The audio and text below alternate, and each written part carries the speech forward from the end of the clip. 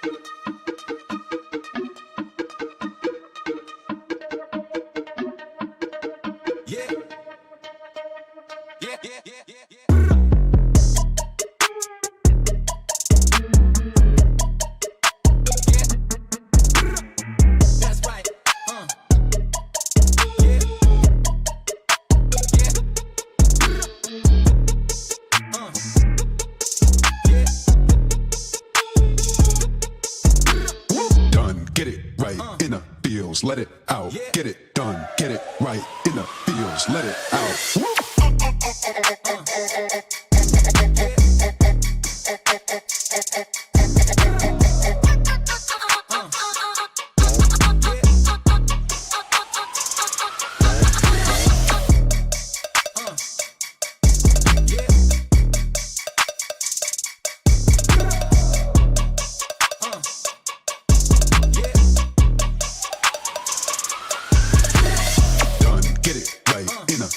Let it out, get it done, get it right in the fields, let it out. Done, get it right in the fields, let it out. Get it done, get it right in the fields, let it out.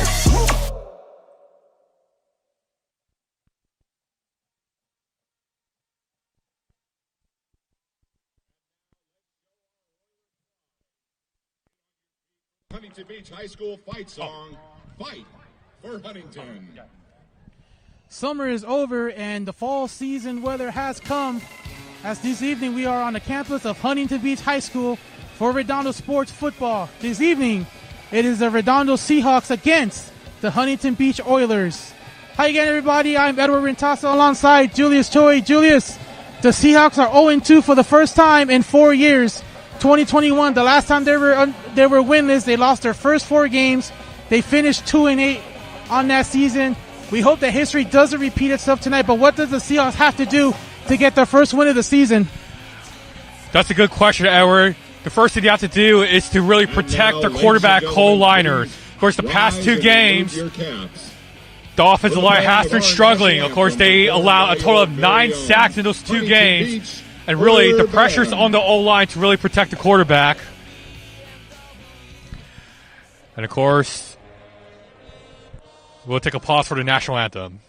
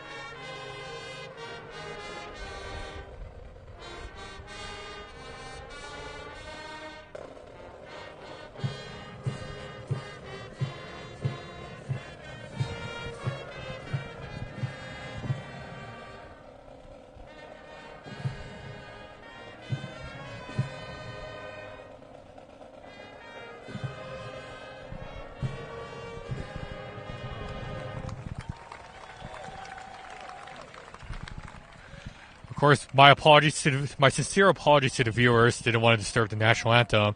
As I was saying earlier, Edward, the most important thing that Redondo Union has to do is to really pass protect the quarterback. The last 2 games, 9 sacks for Cole Liner, and of course, the offensive line has been struggling. And so really, hopefully that this past week, they've been watching a lot of film. They've been practicing a lot in the practice field. And hopefully in this game, the offensive line is fired up, and hopefully the offensive line has the fire, has the momentum, and has the confidence to really protect Cole Leinert from this Huntington Beach defense. Well, we mentioned earlier the Seahawks are 0-2, again, for the first time in 4 years, but their offense is going to be on the pressure. They have the light spot on them tonight. In 2 games this season, this team has been outscored 62-6. Their only touchdown came in Week 1 against El Dorado, with Santi De La Torre interception return for a touchdown. Since then, this offense has been outscored and scoreless in the last 8 quarters. Cole Leinert must have a good big game tonight, as we saw last week against Maricosta. He threw for 108 yards and had a costly interception, but of course he was injured in the first half. What does the strategy look for him tonight as he faces the Oilers defense? That's a good question, Edward, because the Oilers defense, they love to play the zone defense. They love to scour that backfield, really keeping their eye on the quarterback, see who that quarterback is throwing to. So with that in mind, Redondo Union, hopefully in this past week, studied a lot of film for Huntington Beach, and they should be aware that, like I said, Huntington Beach loves to see where that quarterback throws.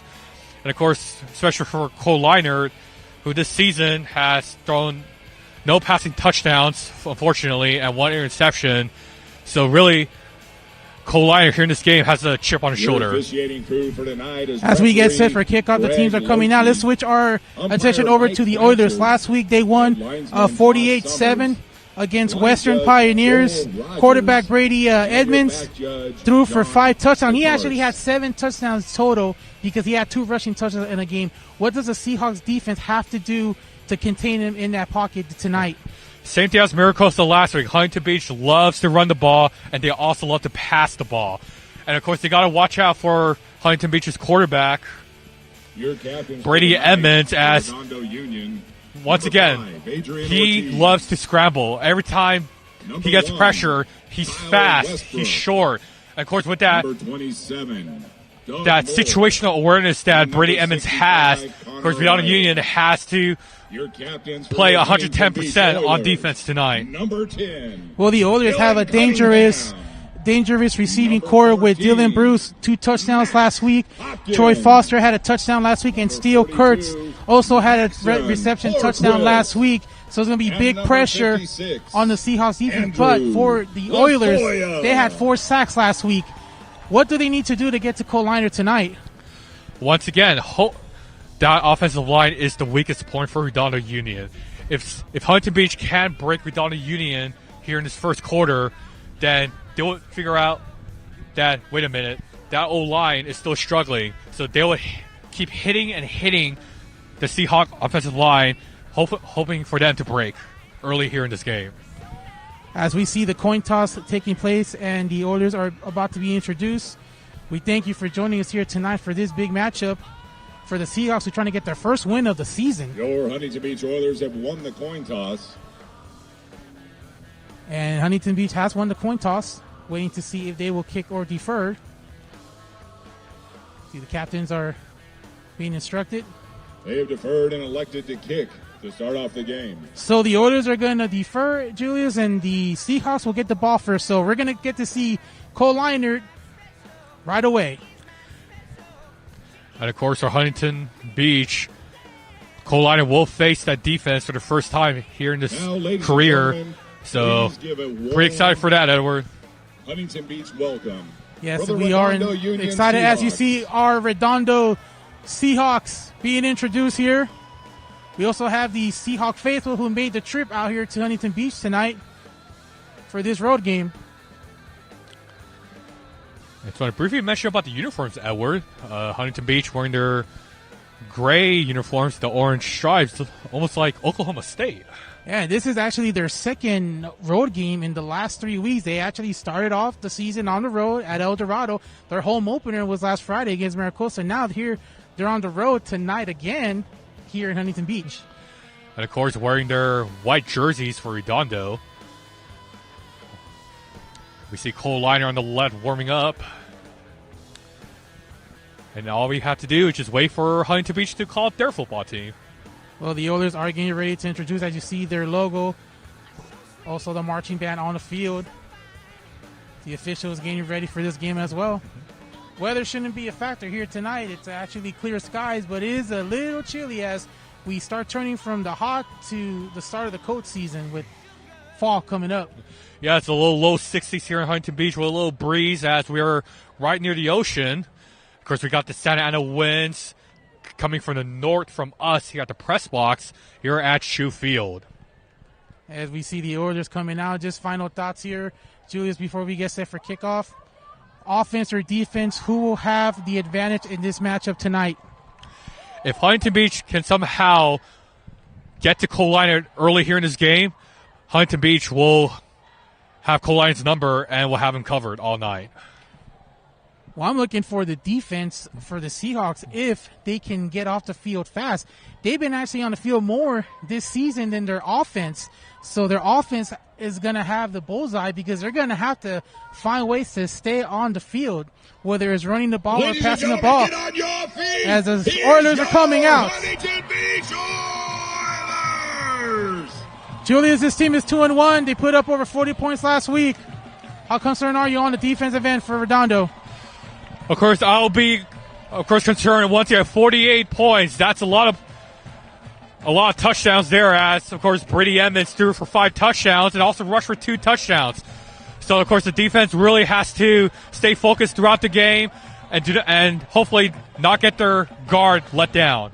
They're going to have to keep Brady Edmonds on check. Also, that receiving duo there of Bruce Foster and also Steele Cruz also plays running back. Has some numbers there last week. As we get set for kickoff, the Oilers deferred, so Redondo will be receiving the ball first. And Julius, it's going to be a very good football game here tonight. Yeah, to be honest with you, Edward, I know it's not the win, but I feel chills behind my back, Edward, as Redondo Union is still trying to look for the first win. Huntington Beach trying to carry on, piggyback that huge victory from last week. So, pretty excited for this game, Edward. Well, the Seahawks actually are looking to get into the end zone on offense for the first time this season. Again, their only touchdown came in week 1, but on defense. So, big pressure for Redondo as they get the ball first. As you see, the kicking team for the Oilers. All right, Huntington Their place Beach, get on your kicker. feet for the opening kickoff. It's number 92. Jason Dunham. Dunham will kick off for the Oilers. And we're underway here in Huntington Beach. The ball goes over Westbrook and it'll go to the end zone. It'll be marked as a touchback. As Redondo's offense will take the field first. Opening kickoff. And Cole Leinert, Redondo Union last week ball, against first and Maricosa, 10. 12 Ball of at the 19, 20. 108 yards, 1 interception. Looking to turn that around in this first drive. That is right, Edward. Looking to turn that around 180 degrees. And of course, Cole Leinert really, here in this first drive, wants to pressure Huntington Beach. And let's see what Cole Leinert has up his sleeve for in this first play. Be first and 10 from the 20-yard line, shotgun position. 3 wide receivers for the Seahawks. Here's a snap. Liner's going to throw on first down. Throws to his left side. Pass is incomplete. Intended for one of his top receivers, number 5, Adrian Ortiz. Incomplete, broken up. Huntington Beach lining up with a 4-3 base defense. As soon as Cole Leinert snapped the ball, they immediately push towards the O-line. And, of course, we did see a break within the O-line, but Cole Leinert managed to throw it quickly to an open receiver for a second down. You see Adrian Ortiz there. He'll also have Christian Zeno, Lincoln Esparza on the field as well. Again, they're going with 4 wide receivers on second down and 10. Ball is still at the 20. Oilers showing pressure. They might show blitz. Here is a snap and a handoff. Handoff to the left side. That's Jarrell Riley, the running back. Ball carried by 5'11" junior. O'Reilly. Brought down by number 7, Gavin. Didn't see much of him last week, Julius. He was injured in week 1. Didn't see much last week, but it's good to see him out there. Got his first carry of the night. Yeah, great to see him out there, Edward. Of course, he's one of many seniors in this veteran Redondo Union side, and we're expecting him to get a lot of carries in this game tonight. Big test for Redondo will be 3rd and 7. Just gained of 3 yards on that last play at the 23-yard line. Again, 3 wide receivers. Colina will roll through his right. Still has the ball. Penalty marker is down. Now he's going to run at the 30, and he slides at about the 32-yard line. There is a penalty marker on the field, and this one might come back. And indeed it is against Redondo. Face mask against Redondo. And it's a face mask penalty against Redondo. We're not already looking too good for the Seahawks. We saw this last week. They did have a good drive in the first possession, but penalties was hurt them, and so far it hurts them again here tonight on the first drive. So it will negate what could have been a first down. It'll still be 3rd down, but it'll be at about, looks like the 15-yard line. They still have it marked at the 23. It's going to be at the 23-yard line. So it'll be 3rd down and 7. Repeat 3rd down. 3rd and 12. Boy, how killer was that? First down and it gets negated. And Julius, it looks like they're going to go with 3 wide receivers. Ortiz is now in motion. Redondo Union going very pass heavy here in this drive. It's like the Oilers are lining up to blitz and show pressure. Got the two linebackers standing right behind the D line. Liner will throw. Now he looks to his right, gets away, throws to the right side. Pass is caught by Ortiz down to the 35-yard line. That'll be enough for Redondo first down. To number 5, Adrian Ortiz.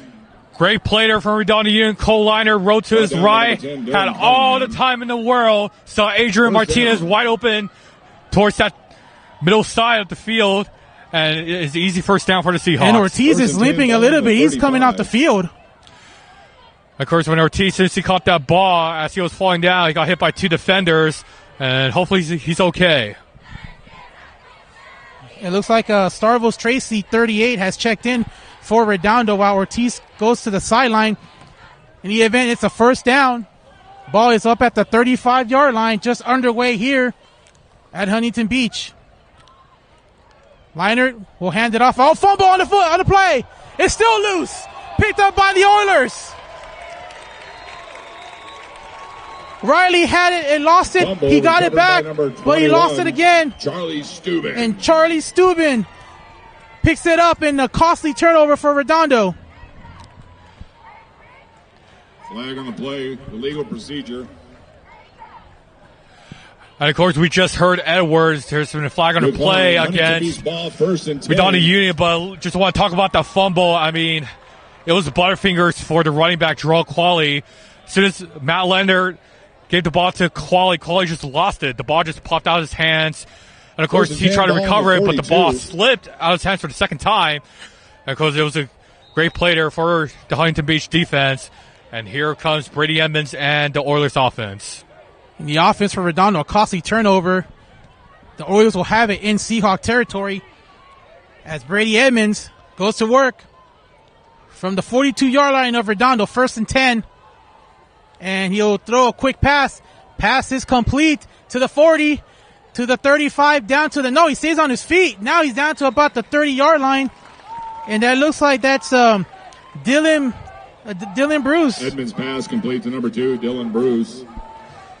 He had 2 touchdowns last week against the last opponent, Pioneers. Yeah, I mean, Dylan Bruce. Calling Dylan Bruce banner after that previous play, just him running through, powering through that Redondo Seahawk defense.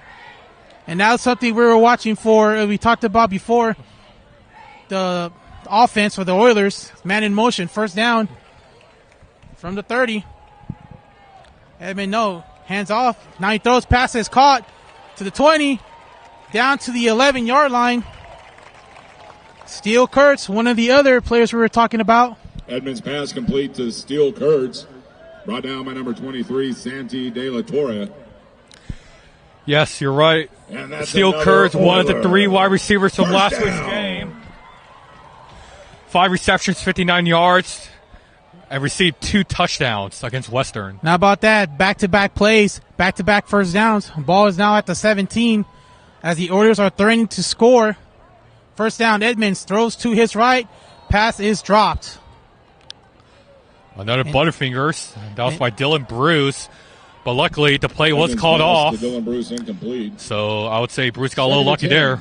Yeah, you want to watch out for the Oilers. They are also dangerous when it comes to those quick passes. And we saw the last 2 plays, 1 quick pass and then just a little bit of a play-action pass. Yeah. And they got a first down on those 2 plays. Both screen passes by Brady Edmonds. Ball's at the 17, second down and 10. Oilers trying to capitalize on a turnover by Redondo Union. And Edmonds will hand it off. This time to running back number 32, Nathan Villanueva. Nate Villanueva with the carry. He had 11 rushes for Brought down by 37 number yards 77, last Friday. Mikey Ricardo. And of course, this season, No gain on the Villanueva, play. 3rd and 10. 236 yards total with 2 touchdowns. Crowd picking up the noise. 3rd down and 10 for the Oilers. Coming up on 8 minutes left here in the opening quarter. Just joined us late. Redondo had the ball first. They're removing the ball, but a costly fumble turned the ball over to the Oilers, and now they're threatening to get their first points of the game. Big test for their defense to see if they can allow them to a field goal. 4 defensive backs that the Seahawks have on their defense. And a high safety between those 2 linebackers. Bruce goes in motion. Now Edmond, he is going to run. No, he's going to throw it. Throws to his left, and that pass is tipped. Tipped by Lincoln Esparza.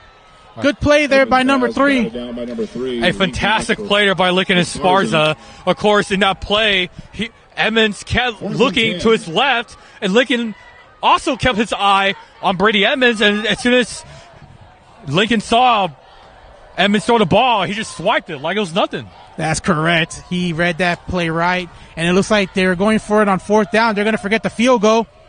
4th and 10 from the 17-yard line. Edmond looking at the sideline, wondering if it'll be an audible. Now Edmonds regroups. Now the offense regroups, changing motions. Watch out for Dylan Bruce and Troy Foster's players 2 and 4 on the top of your screen. There they are. They're together. And here's a snap. Edmonds will throw. Now he gets away from the pressure, rolls to his left. Now he throws, and pass is tipped, incomplete, and the ball will go back to Redondo. That was tipped by number 24, Silas Tyler, the linebacker.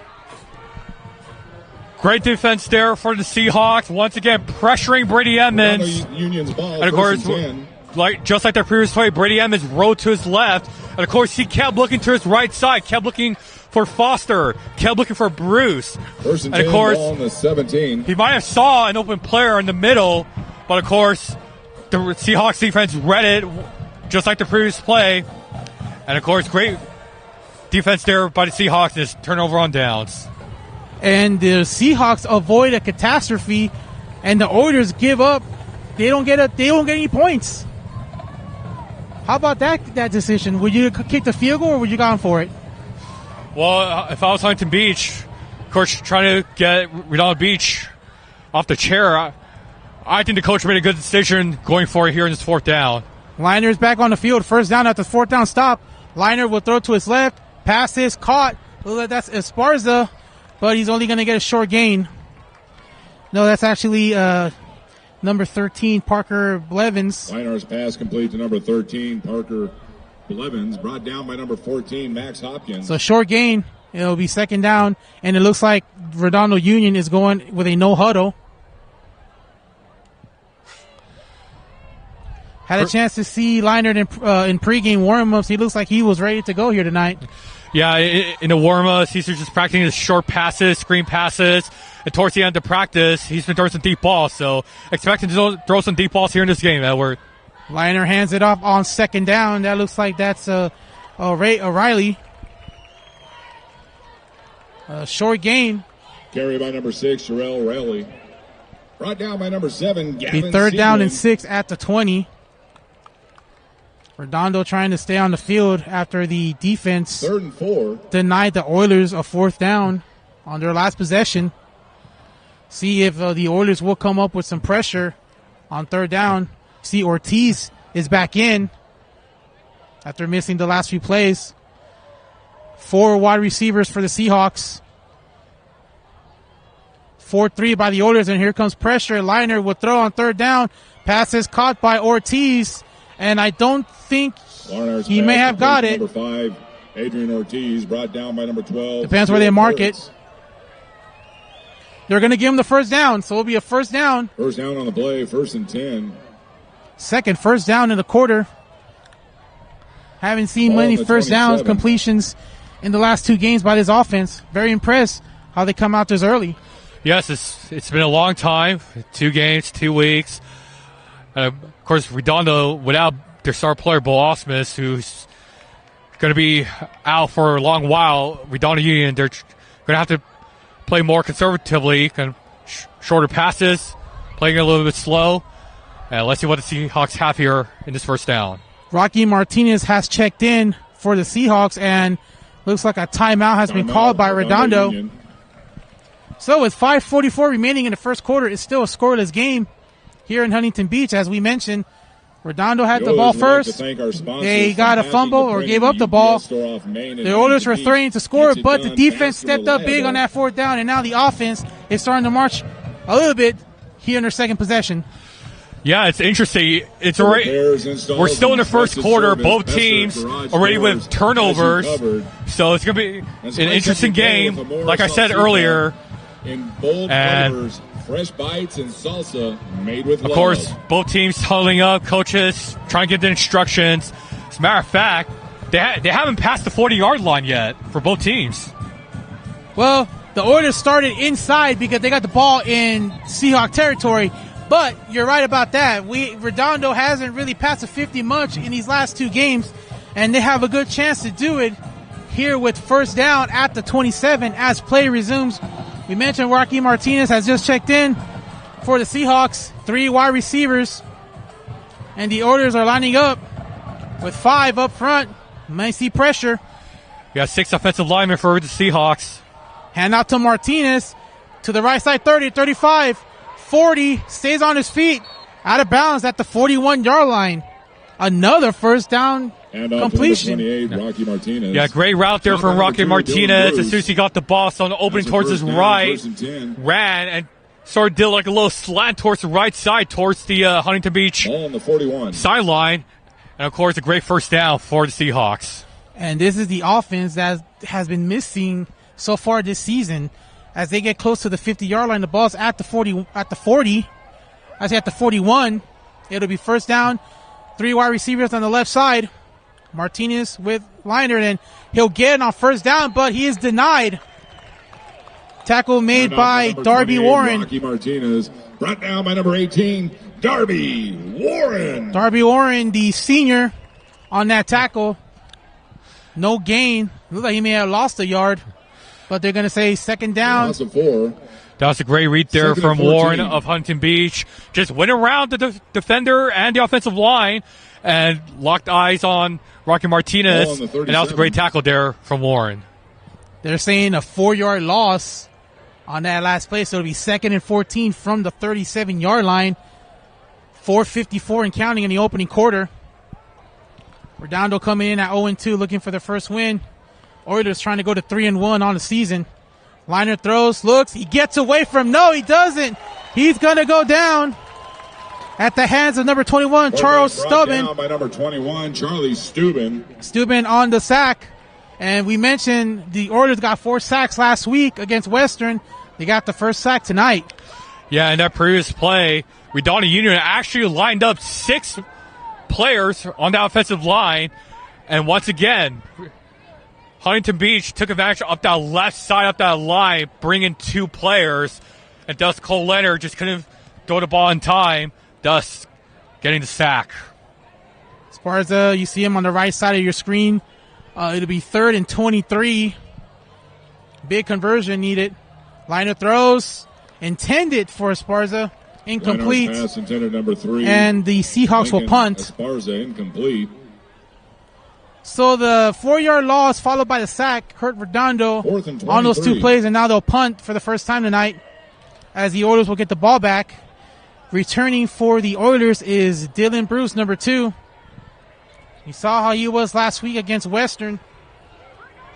Look for him to make a dangerous play here, Julius. Yeah, last week, Bruce, 4 receptions, 102 yards, caught for 2 touchdowns. Here come the Oilers on the punt. Oh, and that, wonder if they got a hand on it. That's going to be a short punt. It's like number 14, Max Hopkins, may have got a Punt deficit. tipped by number 10, Dylan Cunningham. Actually, it was Dylan Cunningham that actually tipped it. So a tip punt, short punt out of bounds at the 35. Oilers And the ball, Oilers first will and go to 10 work. on the 35. 3:49 left in the opening quarter. Edward Rientosa alongside Julius Choi. We thank you for joining us here on Redondo Sports for Friday Night Football. Edmonds coming back out to the field. Kurtz and Troy Foster in the top of your screen, the 2 wide receivers. 3 linemen for Redondo. Looks like they might show pressure. 1st and 10. Edmonds will throw. Here comes the pressure. Now he gets away. A lot of room to the right side. Now he throws it. Has a man, and the pass is caught inside the 20-yard line. Edmonds pass complete to number 12, Still Kurtz. Still Kurtz. We've seen that number before.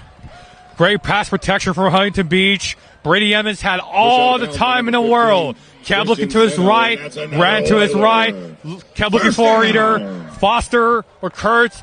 Found Kurtz wide open, targeted him, and an easy first down for Huntington Beach. Oilers going with a no huddle. 1st and 10. Edmonds will hand it off this time. And a good gain on 1st down. Looks like, again, that's Nathan Villanueva, number 32. Number 32, Nate Villanueva. As Darby Warren checks in. And Steele Kurtz will come out for a play. Gain 8 on the play. 8-yard gain. 2. Logan Gray for Huntington Beach entering for the first time here in this game, number 15 for Huntington Beach. Yeah, that is Logan Gray, number 15. 1st and 10, or 2nd and 2 from the 8. Troy Foster in a 1-on-1 situation. Let's see that matchup, how that one goes. They're lined up, 1-on-1. Handoff. Villanueva. It's like he's going to have enough for the 1st down. Ball Tackle. carried by number 32, Nate Villanueva. Tackled by number 3, Lincoln Esparza. And number 24. Tackle near the 1st down line. Tyler. Tyler on the tackle. 3rd and short coming up. Well, we've seen the Oilers run the ball well in this 1st quarter. Do you expect them to do maybe a possible quarterback sneak here? Well, it's 3rd and 2nd on the 8-yard line, so if they want to get that easy 1st down, I would say just keep giving the ball to Villanueva. Watch out for Dylan Bruce. He's up there on the left side. Now they're all heading to the left side. Empty backfield here for the Oilers on 3rd and 2. Edmonds will throw to the right side. A lot of contact. Incomplete.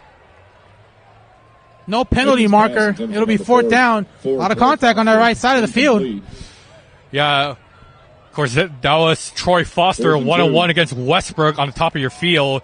And Edmonds locked his target on Foster, but of course he just simply overthrew it.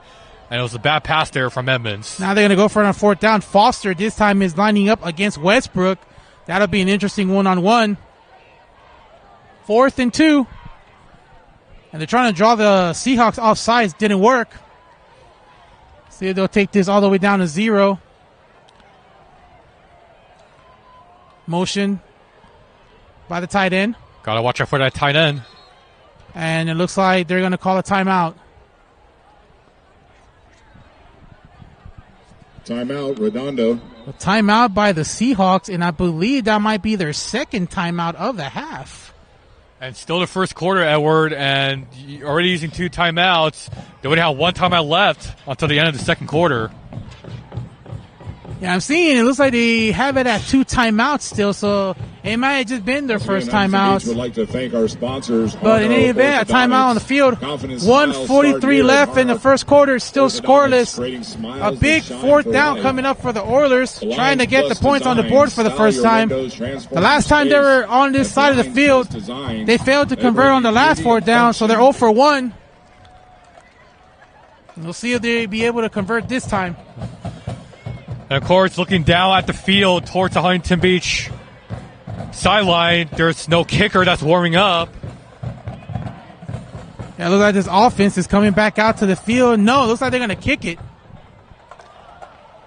Looks like they're going to go for the field goal. And do you agree with this call? If I was Huntington Beach, I want to score some points early in this game and just want to play it safe. So it's the right call for Huntington Beach. Jason Dunham is the kicker for the Oilers. Short attempt. Here's the kick. And it looks like the kick is good.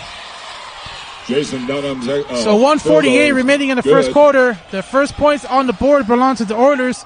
The score is 3-0 Huntington Beach. What impressed you for the Seahawks on that last drive? Seahawks 0. Yeah, for the last drive, the running game, Rocky Martinez finding open areas within the field.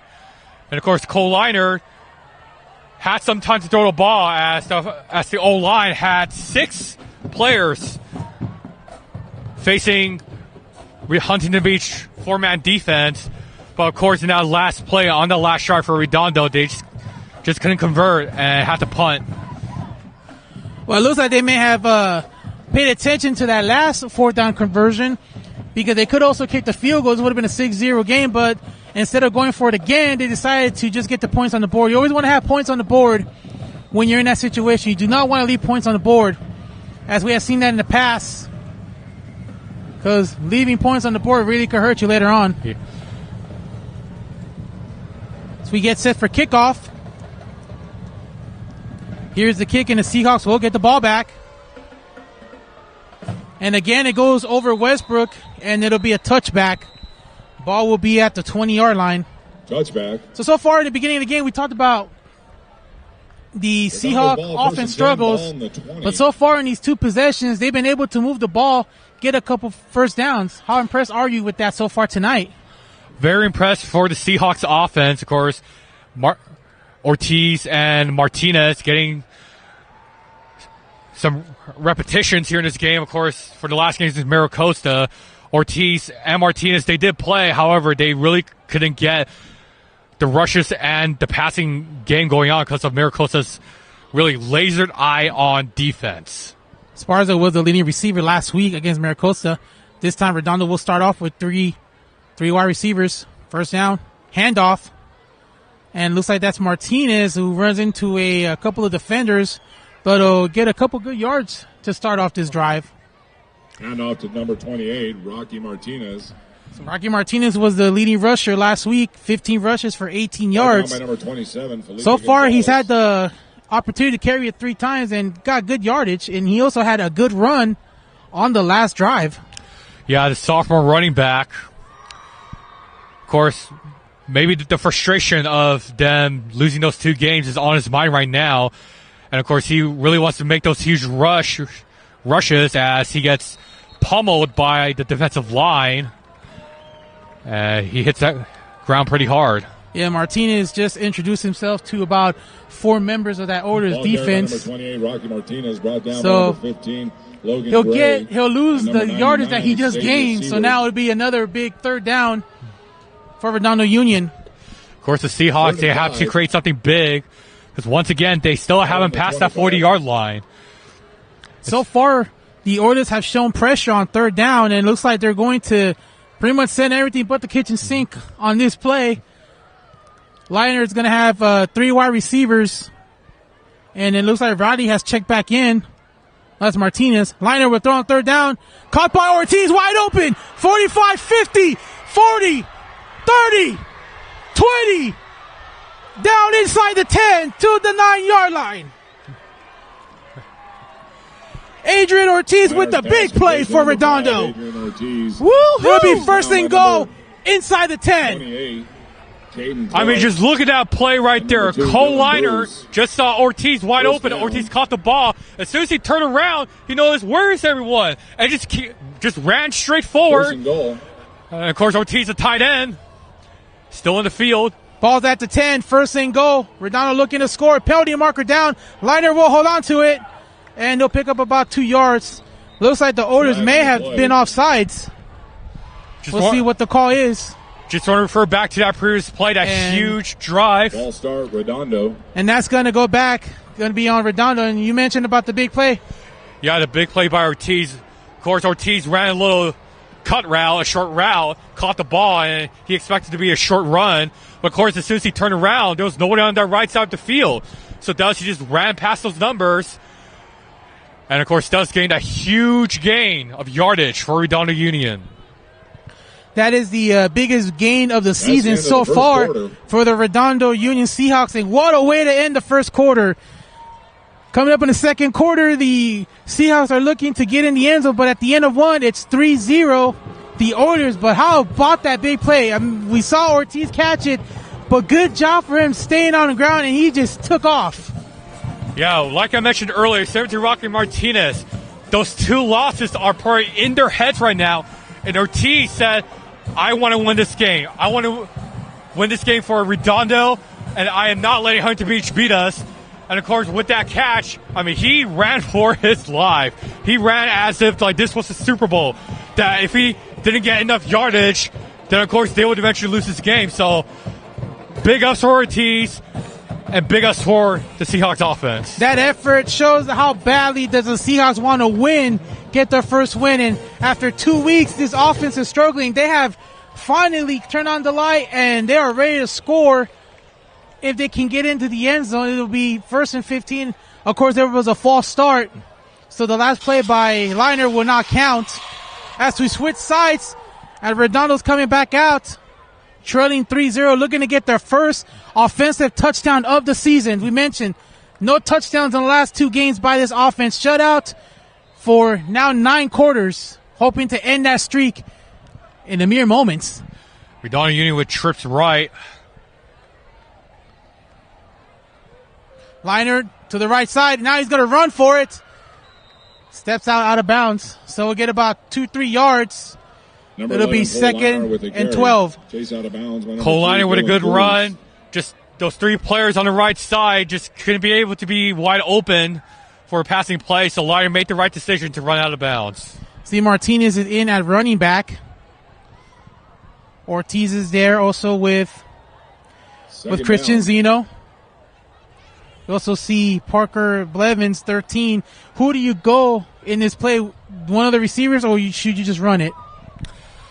Right now, the way Huntington Beach is positioned, zone coverage, 2 to 3 players in the backfield, and it looks like they're going to pass it. Liner, that is almost caught.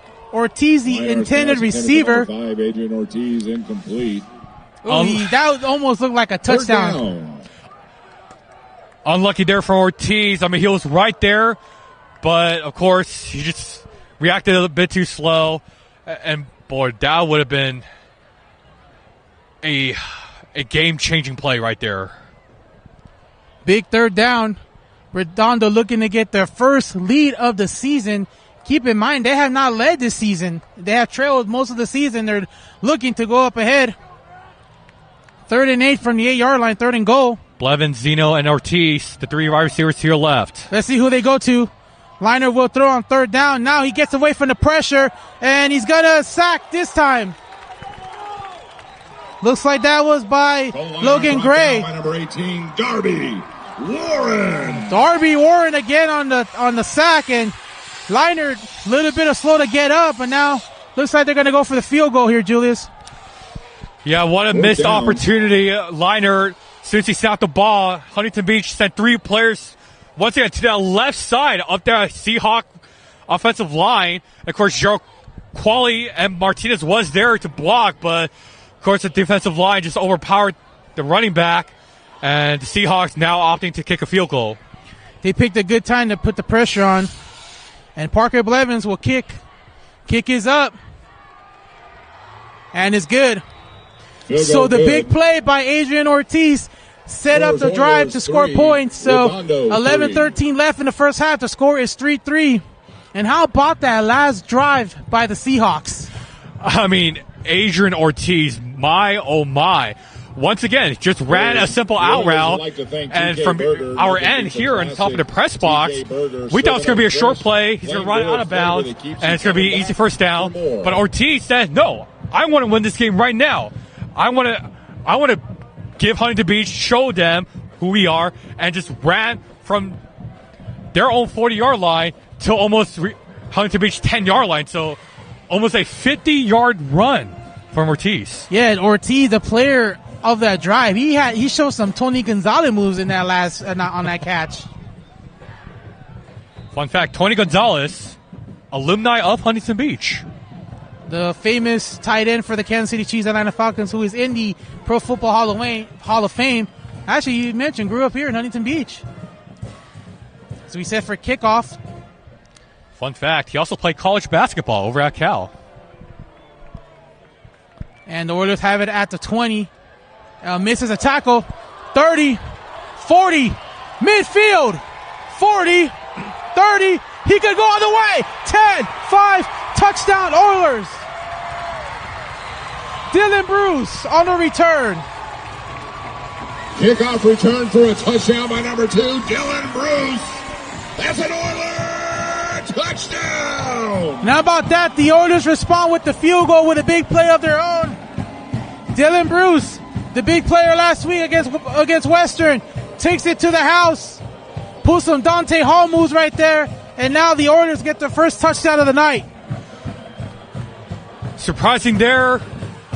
Very surprising. I mean, Bruce thought that because he saw the players coming after him, decided to run right, hoping for some luck. Luckily, luck found him out. Extra point is good. So, in exchange of touchdowns and field goals in the last few minutes, 10:58 left in the half. The score is 10-3, Huntington Beach. And again, that last return there by Dylan Bruce, you know, I thought he wasn't going to get tackled for a loss, but he was able to get away. But his blockers seemed to stay in their lanes at the right time.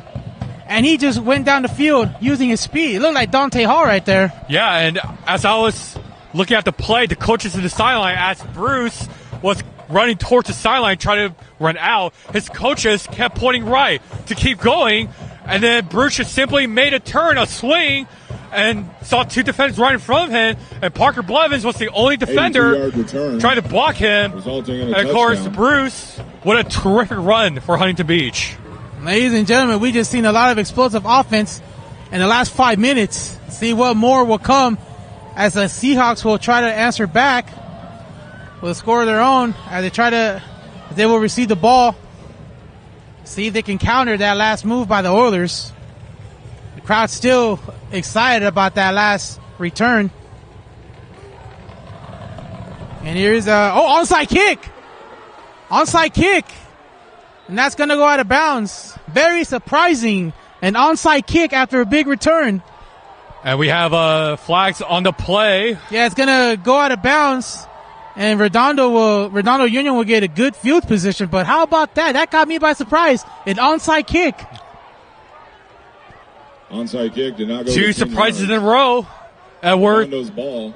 First, that kickoff touchdown. Now that onside kick trying to catch Redondo Union off guard. And of course, Redondo Union, they're probably shocked right now. I mean, with that touchdown and that onside kick, Huntington Beach playing little mind games against the Seahawks. Well, they always say, coaches say it, even the pros say it, expect the unexpected on special teams. That was the case right there where no one saw that coming, not even us up here. Yeah. And not even our camera crew as well didn't see that one coming. Let's see what Leinart has in play here. Leinart on first down, going deep, has a man downfield, overthrows. Leinart's pass intended for number 15, Christian Zeno. Christian Zeno was the intended receiver, but how about Cole Leinart? He's got the arm, but too much mustard on that last play. Yeah, he might have released it a little bit too early as Zeno, as soon as he threw it, Zeno wasn't even past the 20-yard line. And, of course, by the time Zeno made it maybe a few yards away from the end zone, the ball was on the other side of the end zone, near that top orange cone. I'll talk about that last onside kick. The Rule State has to go 10 yards before anyone grabs it. Once the ball hit, it went back like an extra 5 yards. So that's why there was a penalty marker out of bounds. Martinez, he stays on his feet to the 30.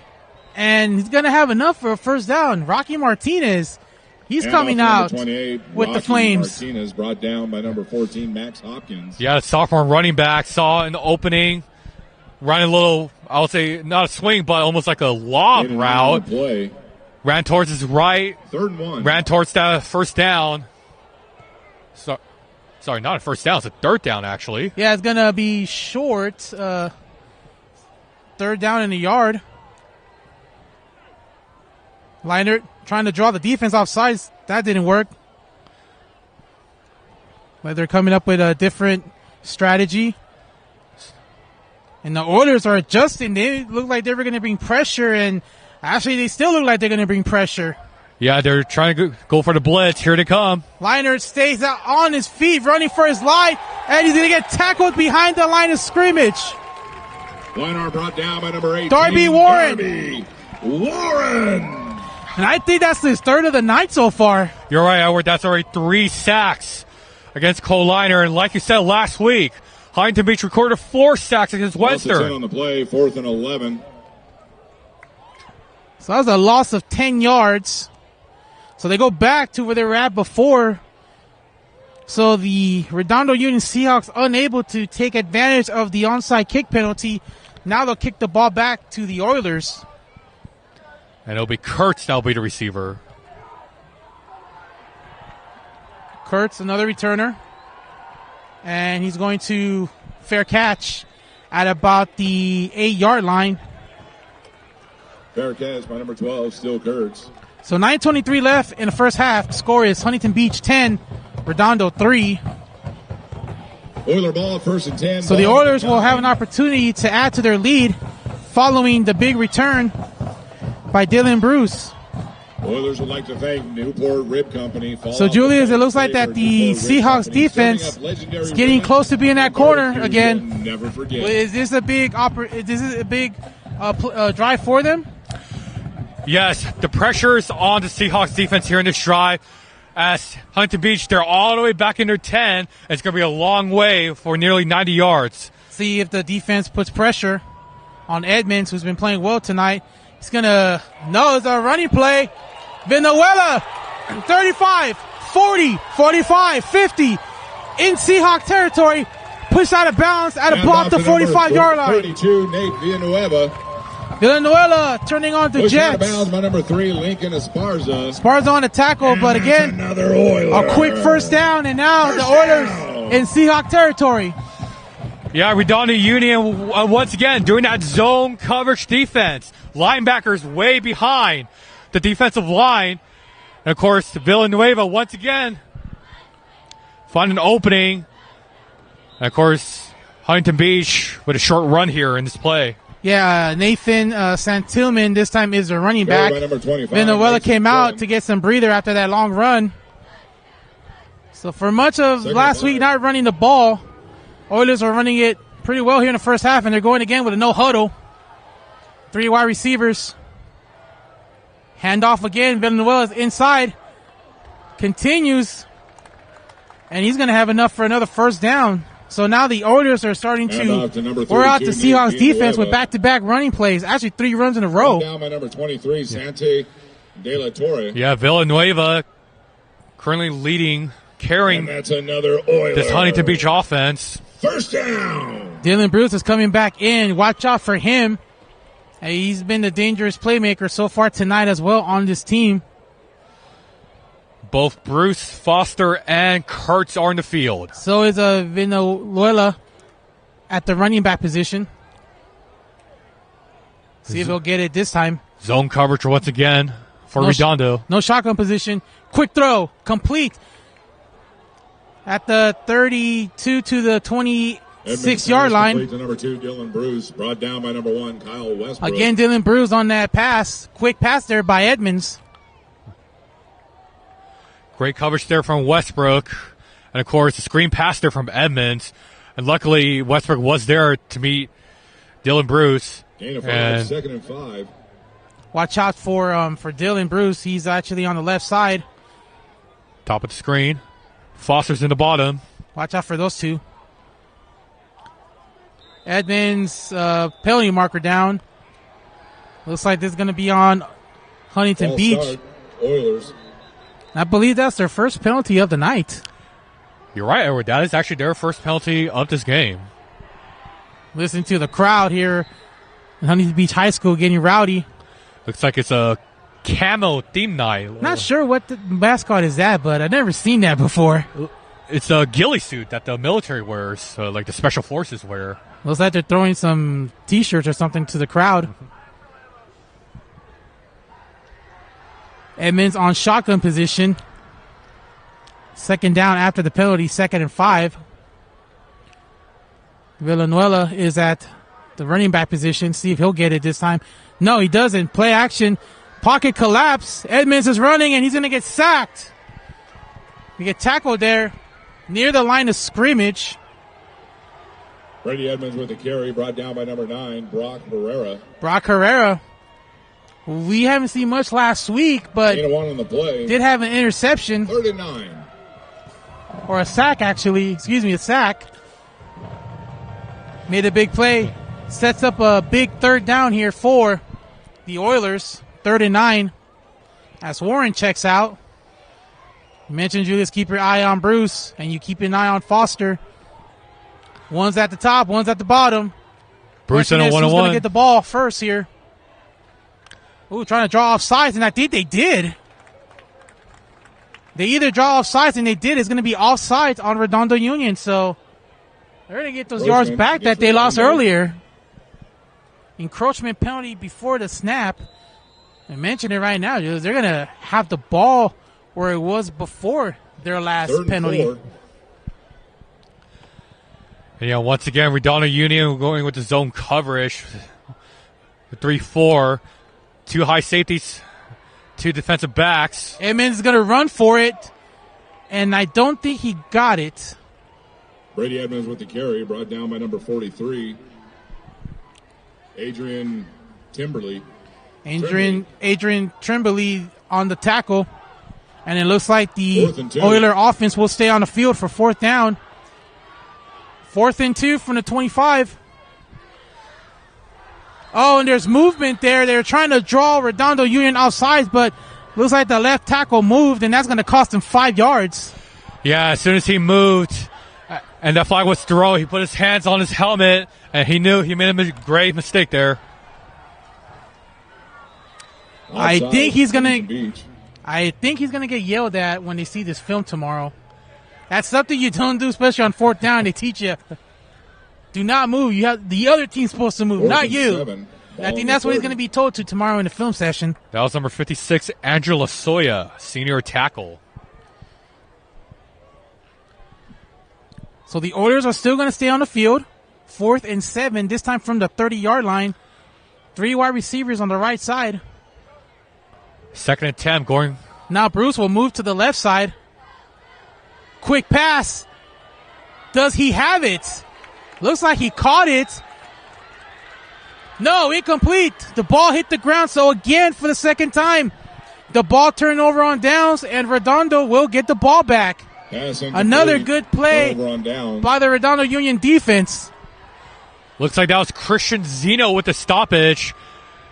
And, of course, for Huntington Beach, Brady Edmonds just kept looking to his left, looking for Dylan Bruce, and kept his eye on Dylan Bruce, threw the ball, and Bruce saw it. But, of course, Zeno saw it first, got closer to Bruce, and a game-changing stop there. Yeah, Zeno actually came out with the ball, but the official said that the ball hit the ground, so no completion, no interception, but the ball goes over back to the Redondo Union Seahawks, who avoid another disaster of giving up points. They held this Oilers offense again for the 2nd time.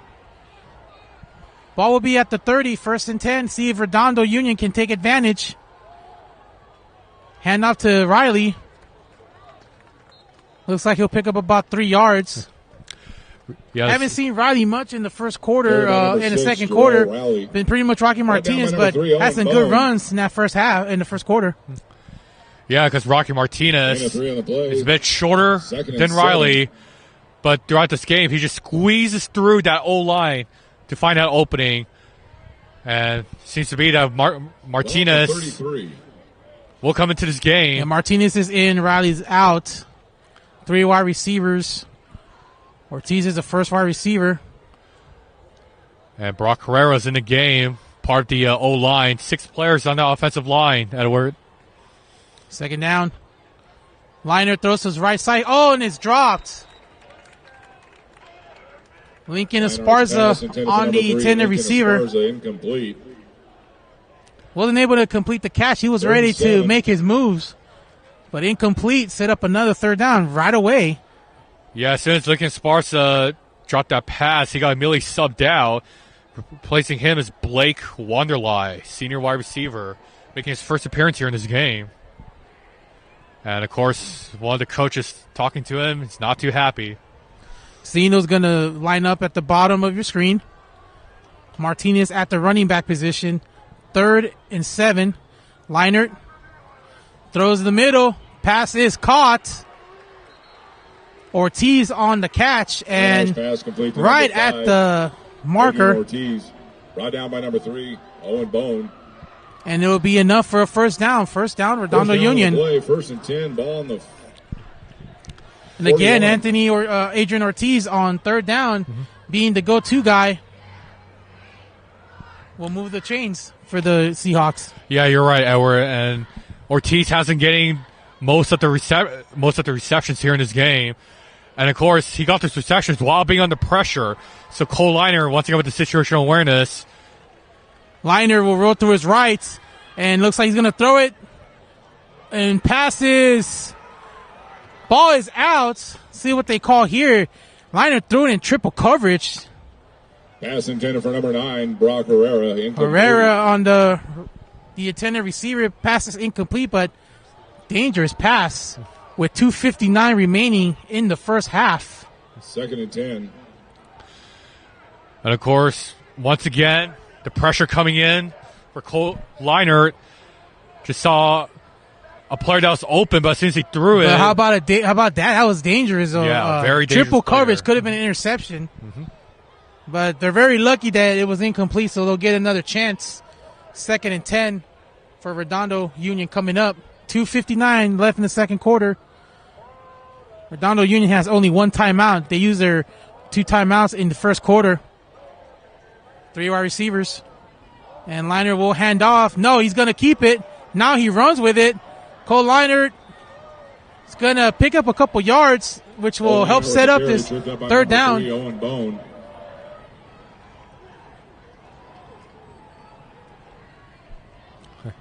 So Cole Liner 7 on the ran it play. himself this time. He picked up 7 yards. So 3rd and be a 3. very makeable 3rd and 3 here for the Seahawks, and anything could be open in the playbook for this play. Yeah, it was a trick play there for the Seahawks offense. I thought that Martinez had the ball, but I saw Liner run to the other side, and it was an easy 7 yards for Redondo. Coming up on 2 minutes remaining in the first half. 3rd and 3, Leinert throws to the right side, and that pass is tipped. Incomplete. Like that pass was tipped by Max Hopkins, number 14. Incomplete pass broken up by number 14, Max Hopkins. Adrian Ortiz was the intended 4th and receiver. 3. So it'll be 4th and 3, and looks like Leinert is going to stay on the field here. Yes, looks like Redondo's going to go for it. 4th and 3. Keep in mind, they do have 1 timeout left. So they want to get a score. Keep in mind, they actually received the ball first, so the Oilers are going to receive the ball to start the third quarter. Liner trying to draw the defense off sides. A pro style setup that Redondo has. And it looks like Redondo is going to use their last timeout. Redondo. Redondo Union used their last timeout here with 2:0. Clock is still ticking. It's like 2:04 left in the first half. Oilers 10, Seahawks 3. Huntington Beach would like to thank Crimson So Pipeline. it'll be Stay fourth safe, down. Stay aware. Crimson Pipeline reminds What were you calling this play? Know what's below 3 yards. So, before you dig. of course, the running game has been terrific for Redondo Union. Of course, just easily hand the ball to Rocky Martinez, who just squeezed through the O-line. But at the same time, the passing game has been good. Great pizza. But unfortunately, Ortiz was the sole wide receiver for the passing game. So really, Redondo Union has a tough choice to make because in that previous drive for Redondo Union, Ortiz got triple teamed, and just on last play, he got double teamed. So they have to make a tough decision here. And it looks like the time clock was edited, so it will go back to 2 minutes and 11 seconds left in the first half. Seahawks do not have any timeouts left, and it looks like they're going to punt the ball. And it looks like Steele Kurtz is going to be the returner for Huntington Beach.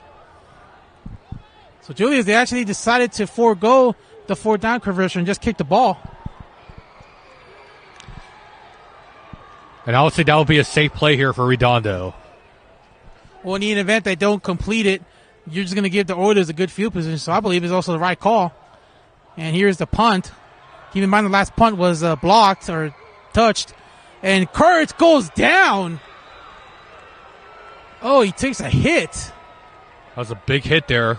And he's able to get up. Punt caught by number 12, Still Kurtz, brought down by number 1, Kyle Westbrook. Kyle Westbrook for the Seahawks tackle. Yeah. Showed a little in that tackle. Yeah, left his calling card with him. And it's good to see Kurtz to get back up. That was a hard hit from up here. Oiler ball, 1st and 10, ball on the 13. So the Oilers will get the ball back. They still have all 3 timeouts. So let's see if they're able to get one more score before the half. They'll get the ball to start the third quarter. Watch out for the ball to screen. Foster and Kurtz. First down and 10 from the 13-yard line. Redondo showing pressure. Edmonds hikes, hands it off. But that's Villanueva again. Nathan Villanueva. Ball carried by number 32, Nate Villanueva. Huntington Beach trying to kill some time here. Number 13, Parker Blevins. Villanueva still in the game. They're going on a no huddle. Edmonds this time hands it off again to Villanueva. And this time he doesn't go anywhere. Tackled by Lincoln Esparza. Nate Villanueva with the carry, brought down by number 3, Lincoln So quick Esparza. third down with 1:28 counting before the half. Redondo Union trying to keep Huntington Beach off that 40-yard line. Trying to keep it to a 10-3 lead, 10-3 score. Edmonds trying to draw the defense off sides. Didn't work.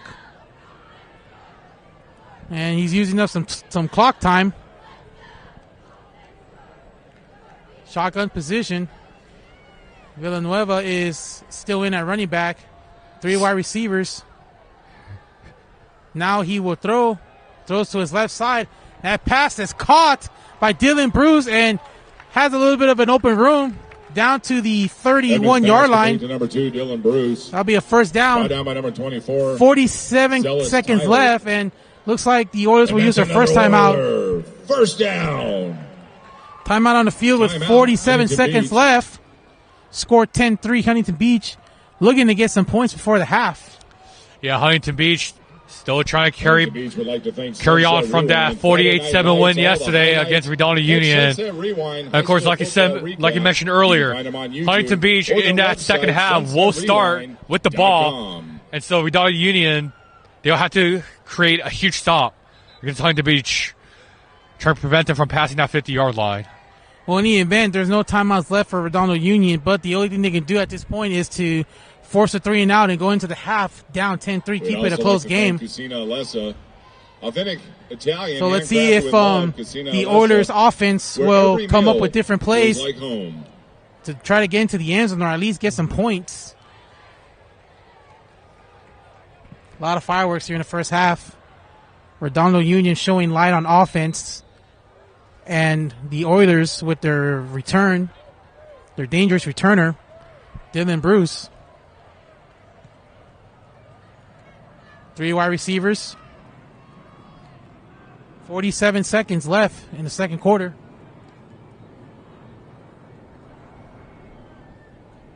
Edmonds will throw. Looks to his right. Now he gets away. He's still holding on to the ball, but this time he's going to meet a couple of Redondo Union players in white. And looks like there'll be a sack. Brady Edmonds brought down by number 9, Brock Herrera. Brock Herrera on the tackle.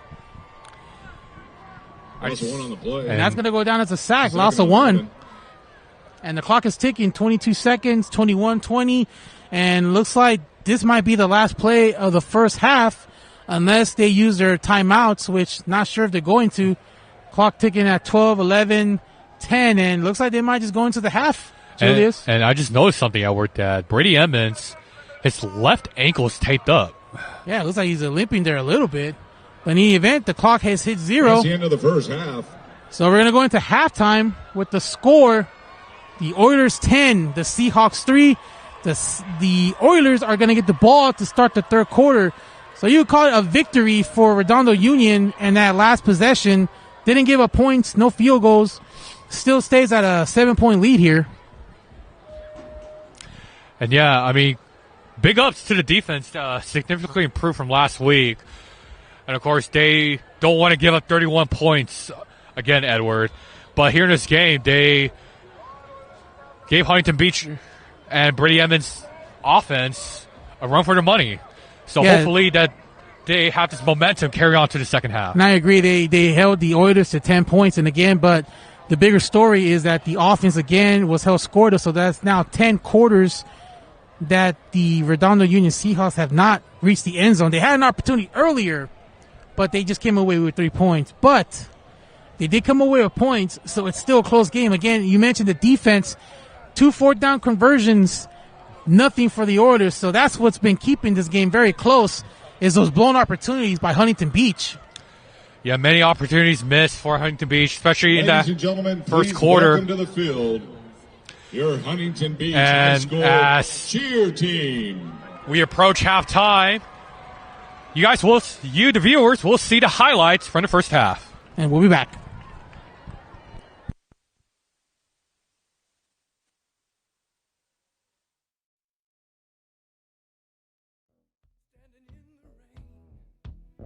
With his head hung low, couldn't get a ticket. It was a sold-out show. Heard the roar of the crowd. He could picture the scene.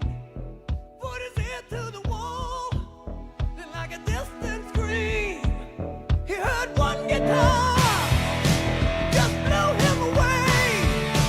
Saw stars in his eyes, and the very next day, bought a beat-up 6-string in a second-hand store. Didn't know how to play it, but he knew for sure that one guitar felt good in his hand. Didn't take long to understand. Just one guitar slung way down low was a one-way ticket. Only one way to go. So he started rocking. Ain't never gonna stop.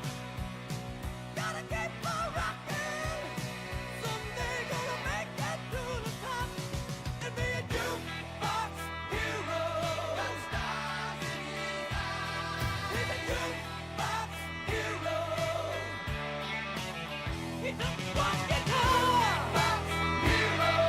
Stars in his eyes. Jukebox hero. He'll come alive tonight.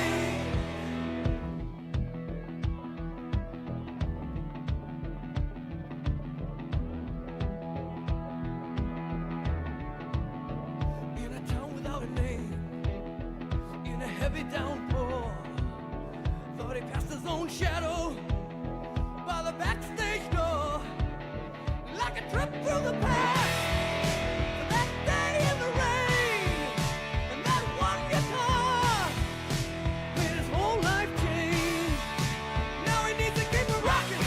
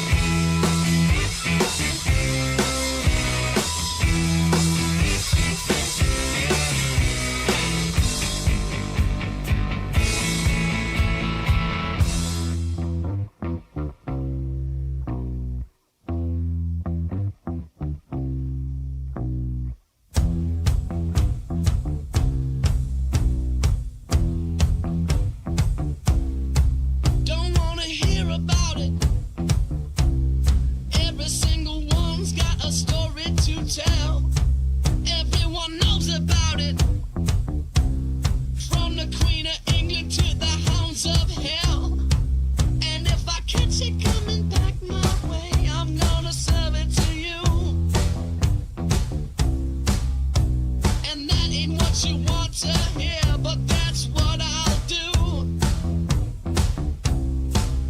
And the feeling coming from my bones says find a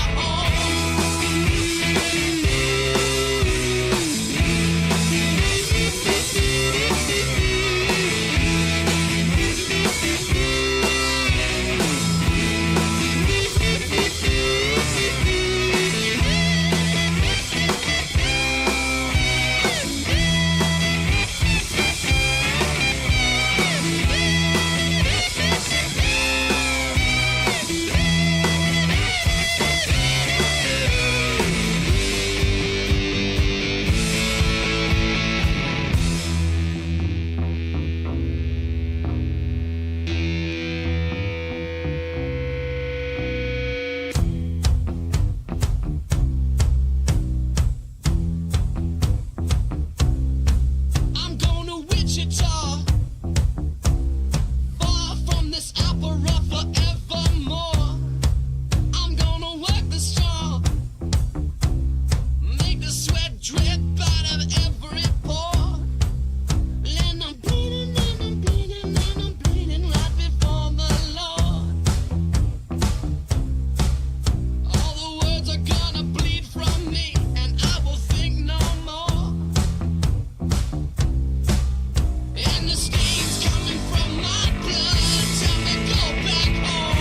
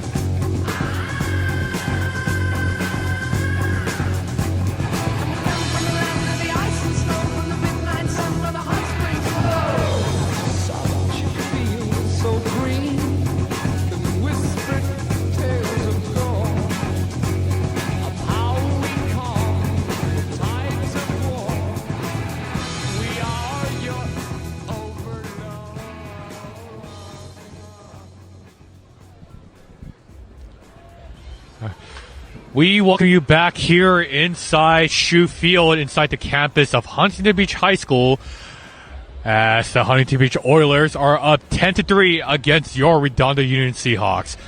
And Edward, your initial thoughts about the first half? Well, we saw a lot of good things happening on the side of Redondo Union. First, the offense. The offense put up some first downs in the first half. Cole Liner played like the Cole Liner of last year. We saw a little spark of it. We saw this offense move down the field. The big play by Adrian Ortiz pretty much got this team fired up. I saw them come out here to the field for the second half.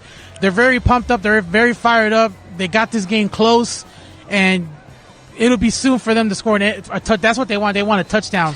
For defense, their defense has been the MVP of this game. They had 2 fourth down conversion attempts by the Oilers. They stopped them twice. They held them without field goals and touchdowns. So they're the reasons why this game is still close. But look for Redondo to pretty much open up the book in the second half for their offense. And here comes Huntington Beach with a huge run. That was Dylan Bruce with the run as he gets tackled near the 40. Yeah, we seen Dylan Bruce in the first half with the receptions and the big kickoff return, which actually is the reason why there's a 7-point lead, was because of that big play. There was a missed tackle. Had he tackled him, that touchdown wouldn't have happened. But it's still a close game. this will be a big challenge for Redondo. They have to get off the field first, win the first 5 minutes of this game, and they can get back in this, maybe tie it up, and then take the lead later on. But they want to keep this game close deeper into the fourth quarter. And here comes Redondo Union defense. Chips on their shoulders tonight here in this drive. 1st and 10.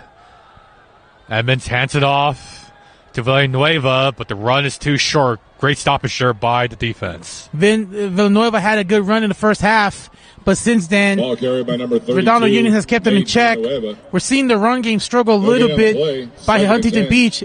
It won't be long now until the Seahawks actually open up that crack and go in there and start making tackles for losses. Of course, last week, Huntington Beach scored 48 points, but here in this game, only scored 10. So Redondo Union trying to keep their momentum going against the Oilers. 2nd and 10. Off to Villanueva once again as he runs.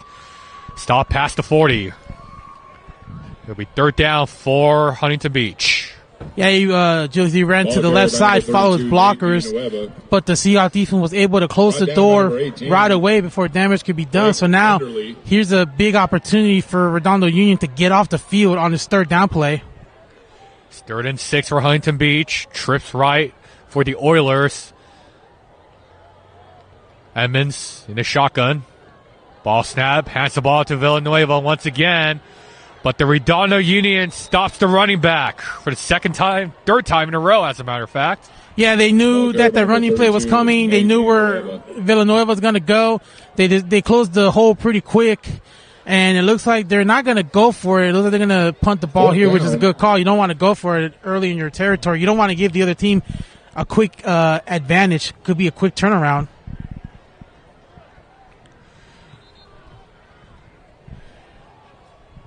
It's now 4th and 4 at Huntington Beach's 43-yard line. Of course, as the punting team comes in the field for Redondo Union, Kyle Westbrook will be the receiver. Last minute substitutions for Huntington Beach as Nico Lachelle comes into the game. Don't you hate being like the last player to go on the field? Normally they call you out when you're like the last one in. Of course, from the press box, we heard the coach is yelling for his name. Came in on time. And here comes the punt. High punt, a little bit short before the 30. And bit of a short punt there from Huntington Beach. And here comes Cole Leinert and the Redondo Union offense. And flags have been thrown. Yeah, it looks like Owen Bow number 3 actually kicked the ball before the ball could be legally touched. And I think that's a big no-no. I don't think you can do that. I'm not sure if the emotions got the best of him, but this might cost the Oilers some yardage. Of course, there's 3 referees that put their flags down. Yeah, I think they were just like talking about if there were going to be a penalty. You see it's against the Oilers for illegal touch, or basically might as well call it illegal kicking.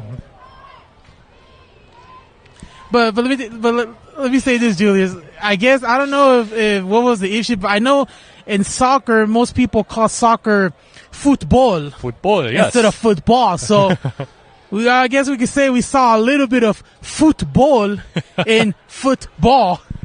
And Spanish, American football, correct me if I'm right, football americano. Yes, that's correct. Football americano. That's how they call it. And just to remind the viewers, the World Cup will be here in the United States, in Canada, and Mexico next year. Can't wait for that one. But how about this? Now the Seahawks, again, another penalty. Can they take advantage of it? Cole Leinert, an air raid offensive strategy here by the Seahawks. Leinert snaps the ball, hands it off to Rocky Martinez, and look at that. Rocky Martinez. Is that a first down there, Edward? Yeah, Rocky Martinez has come out swinging in this game. We saw it in the first half after struggling in his first few carries. His last few carries have been positive yardage, but now he actually got the first down, so that's 10 yards right away. Seems like the momentum has shifted to Redondo Union, as it'll be a first down again for Cole Leinert and the offense. Rocky Martinez to let the Leinert. Esparza Ortiz and Wonderline, the bottom of your screen. Trips left. Yeah, look out for Ortiz.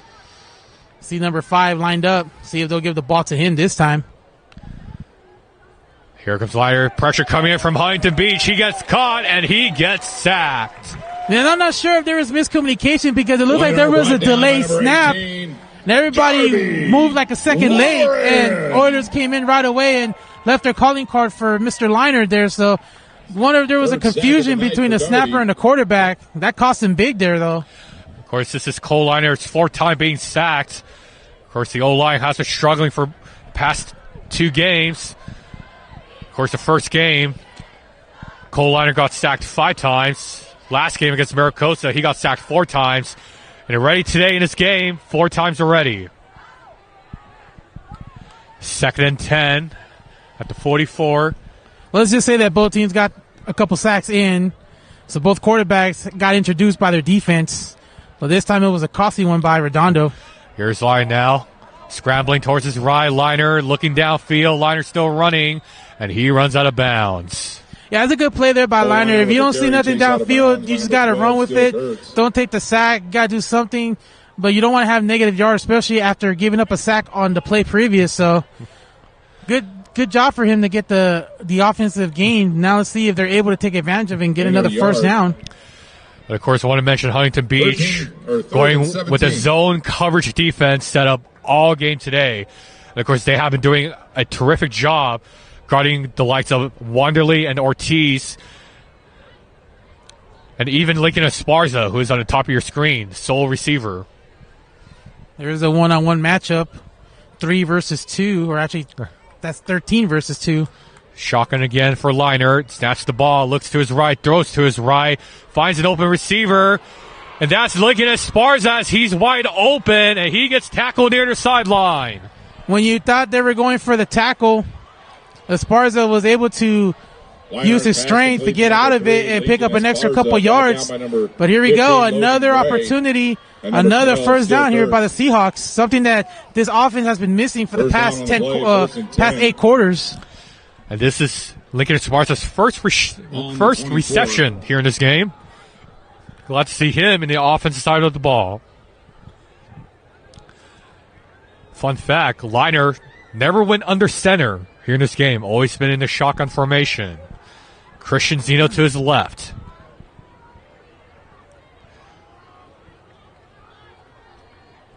First and 10 at the 24. Liner snaps, looks to his left, runs to his left. And he's going to keep on running as he runs towards the Huntington Beach sideline. And Yeah, now we've the- seen Liner in the past 2 games this season. He's actually had the run because he had the pressure coming onto him. But so far tonight, he's done a good job running away from the pressure. Yeah, he did get some sacks, but he's been able to give his offense opportunities to convert first downs with those yards passing the line of scrimmage. And Cole Liner has been running less here in this game for the past 2 games, especially against El Dorado. Saw Cole Liner just scrambling all over the field, of course, resulting in 5 sacks. But here in this game, the O-line has slightly improved. Yeah, indeed. They have done a good job. Actually, his offense has improved a lot than we've seen the first 2 games. Liner now running to his right again, finds an open receiver, catches it as he gets pushed out of bounds. Pass complete to number 5. Adrian Ortiz, brought down by number 10, Dylan Cunningham. And that was Adrian Ortiz with the reception. Adrian Ortiz had a big first half, especially with the big play that helped set up the field goal. He's getting close to 100 yards receiving. If I was Redondo, I would still continue to give him the ball because he's been your best receiver out there tonight. And we see Rocky Martinez coming into the game.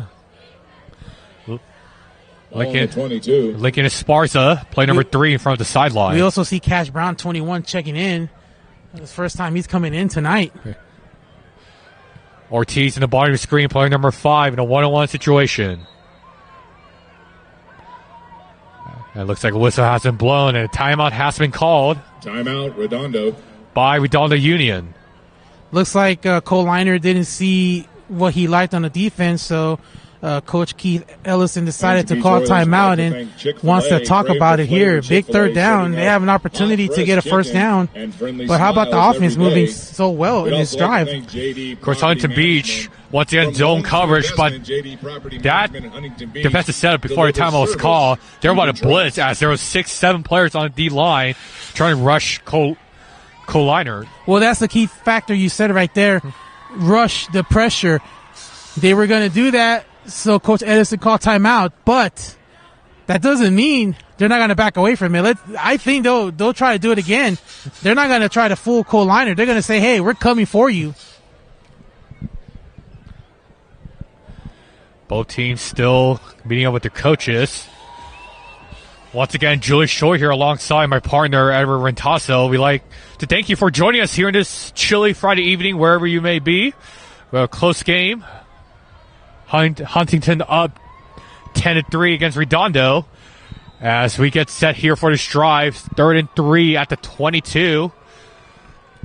Looks like they backed away from that pressure, but it could be a possibility they might audible, and it looks like they might bring that pressure in. It's like they're lining up to 5. Nope, one's backing out. Here they come. Man coverage, and the flag has been thrown. Oh, if this is on Redondo, this is going to hurt. Now it's on the defense. Offside, Huntington Beach. So it'll be an offside call called against the Oilers. The big advantage here for Redondo. How about that? He actually bait them in. So now it's a 3rd and 8. Now 3rd and 3. Anything could happen here. You could run the ball, maybe a quick throw, or even quarterback draw. 3rd and 3. But look for the defense to bring in some pressure, especially when it's 3rd down and less than 5 yards to go. Looks like this backup quarterback, Brady Groh, will be in play. Let's see what the sophomore quarterback has. He tries to keep the ball. And he gets tackled short up the line of scrimmage. A little bit interesting play here, Edward. Brady Groh, the backup quarterback, in the game. Yeah, how about that? You bring in your backup quarterback to do the quarterback draw, and it actually pays out because now they get a first down. And Cole Liner is back in the game. I think that was to confuse the defense. It's now 1st and 10 at the 13. Redondo Union trying to score their first ever touchdown here in this season. First offensive touchdown for the season. Let's see what they have in store. Here comes the pressure. Liner hands the ball off to Rocky Martinez.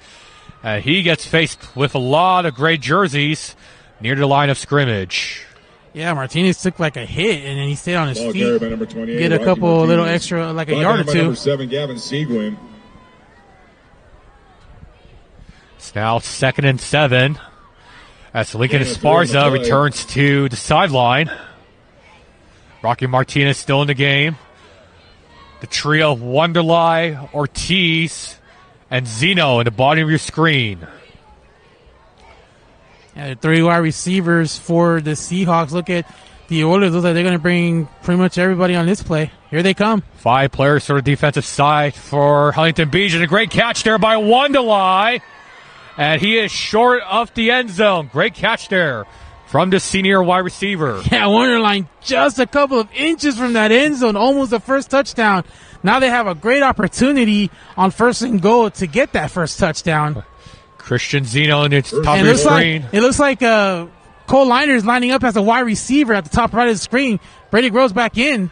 Interesting play call here. A Philly special you might see, Edward. And Brady Groh gets stopped just a short of the end zone. Yeah, they try to pull off the Redondo Union special there. The Seahawks special. Yeah, it looks like they did ball for it a little bit. They got the ball to the 2, but I don't think the defense was pretty much surprised this time after seeing it once. Brady Groh and Jarrell Crawley was there, and I thought Crawley got the ball, but it was the sophomore quarterback, Brady Groh, that got the ball. But, of course, he was a bit short. It's now 2nd down, 2nd and 2 to be exact, on the 2-yard line.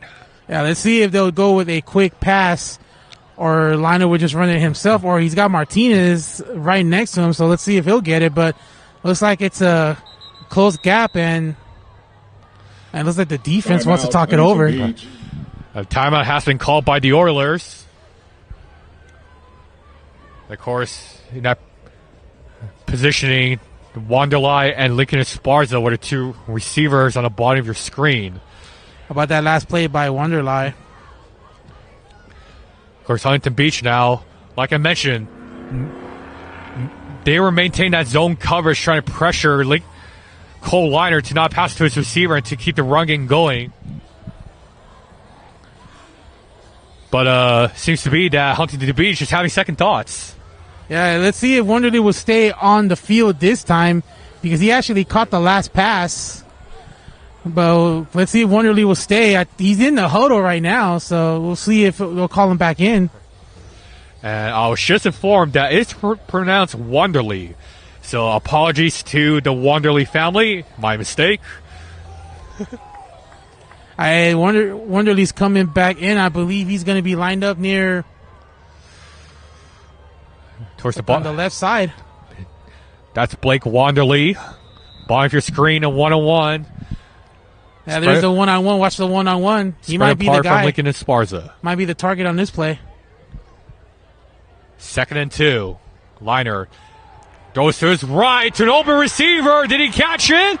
The players are celebrating. Yes, that's the line judge. He caught it. And it will be touchdown, Redondo Union. Ladies and gentlemen, after 10 quarters, the Seahawks has scored their first offensive touchdown of the 2025 season.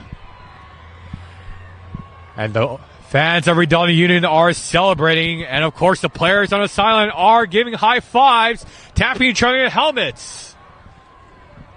And that's a good feeling there. They have been waiting for that moment for so long, and it's good to see it here in Week 3. Here's Parker Blevins with the extra point attempt. It is good, and we have a tie game here, folks. Redondo Union 10, Huntington Beach 10. That was the drive that they needed, Julius. They had so many opportunities in the first half. Talked about the big play by Ortiz that set up the field goal, but now they actually went over that, and they faced their fears, and they conquered, and we have a tie ball game. And you're right, Edward. This the first time ever that Redondo Union has tied with a team this season. Of course, last week, losing to Mira Costa with a big margin alongside El Dorado. It seems to be that the momentum is shifting a little closer to the Seahawks. Yeah, we got to give credit also to the Seahawks coaching staff. Whatever they worked on practice this week has made a lot of effectiveness here in this game. Here comes Parker Blevins and the kicking team. Here comes Parker. Here comes the kick. A little short kick towards the right side. And the ball has been dropped. But seems to be that Huntington Beach has recovered the ball. You know, for a minute there, I thought we were going to see the onside kick as we saw in the first half. Had a great recovery there by the Oilers. And here comes the Redondo Union defense. Oilers ball, 1st and 10, ball on the 25. I think that was probably the perfect opportunity to do the onside kick just to throw the team off. That would have been the perfect opportunity to do that, to keep their offense on the field. And the first half, Huntington Beach did the same thing, playing a little mind games against the Seahawks.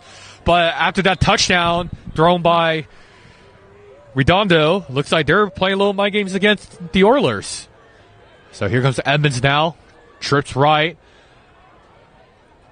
Bruce in motion. Here comes the snap. Edmonds. Pass completed. Edmonds pass completed by Troy Foster. Yeah, we haven't really seen Foster much since the first half, so he's had a quiet night so far tonight. On the play, 2nd and 4. So 2nd and 3 at the 32. Brady Edmonds here in this game already with 1 passing touchdown. Last game, 5 passing touchdowns and 2 rushing touchdowns. So yeah, like 7 touchdowns in that whole game. So no rushing touchdowns yet for Edmonds. Here comes the snap, hands the ball to Villanueva as he runs behind his O-line, but he gets stopped near the 35. 32, Nate Villanueva. Yeah, Villanueva with the carry. Looks like the running game is starting to struggle a little bit there with Esparza with the tackle. Even though they got the first down, they're not getting those long runs like we saw in the first half. 1st and 10 at the 35. Redondo Union once again going with the 3-4 with Herrera in the far right side, number 9.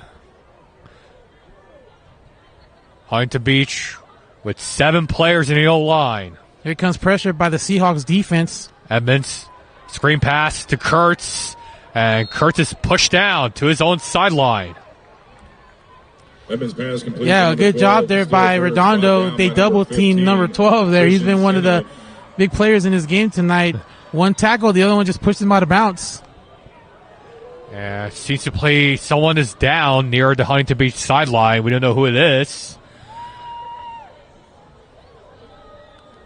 And seems to be a player from Redondo that's on the ground.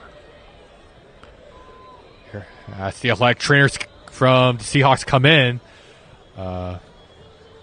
Just want to talk about the previous play. Kurtz received the ball. And, of course, there were 2 players that caught him. But it seems to be that one of the players that caught him fell down with him. And on the ground at the Huntington Beach sideline. Yeah, it looks like Esparza was the one that knocked him out of bounds. Couldn't tell who was the player that had him by the legs. It's like he's getting up. Just what?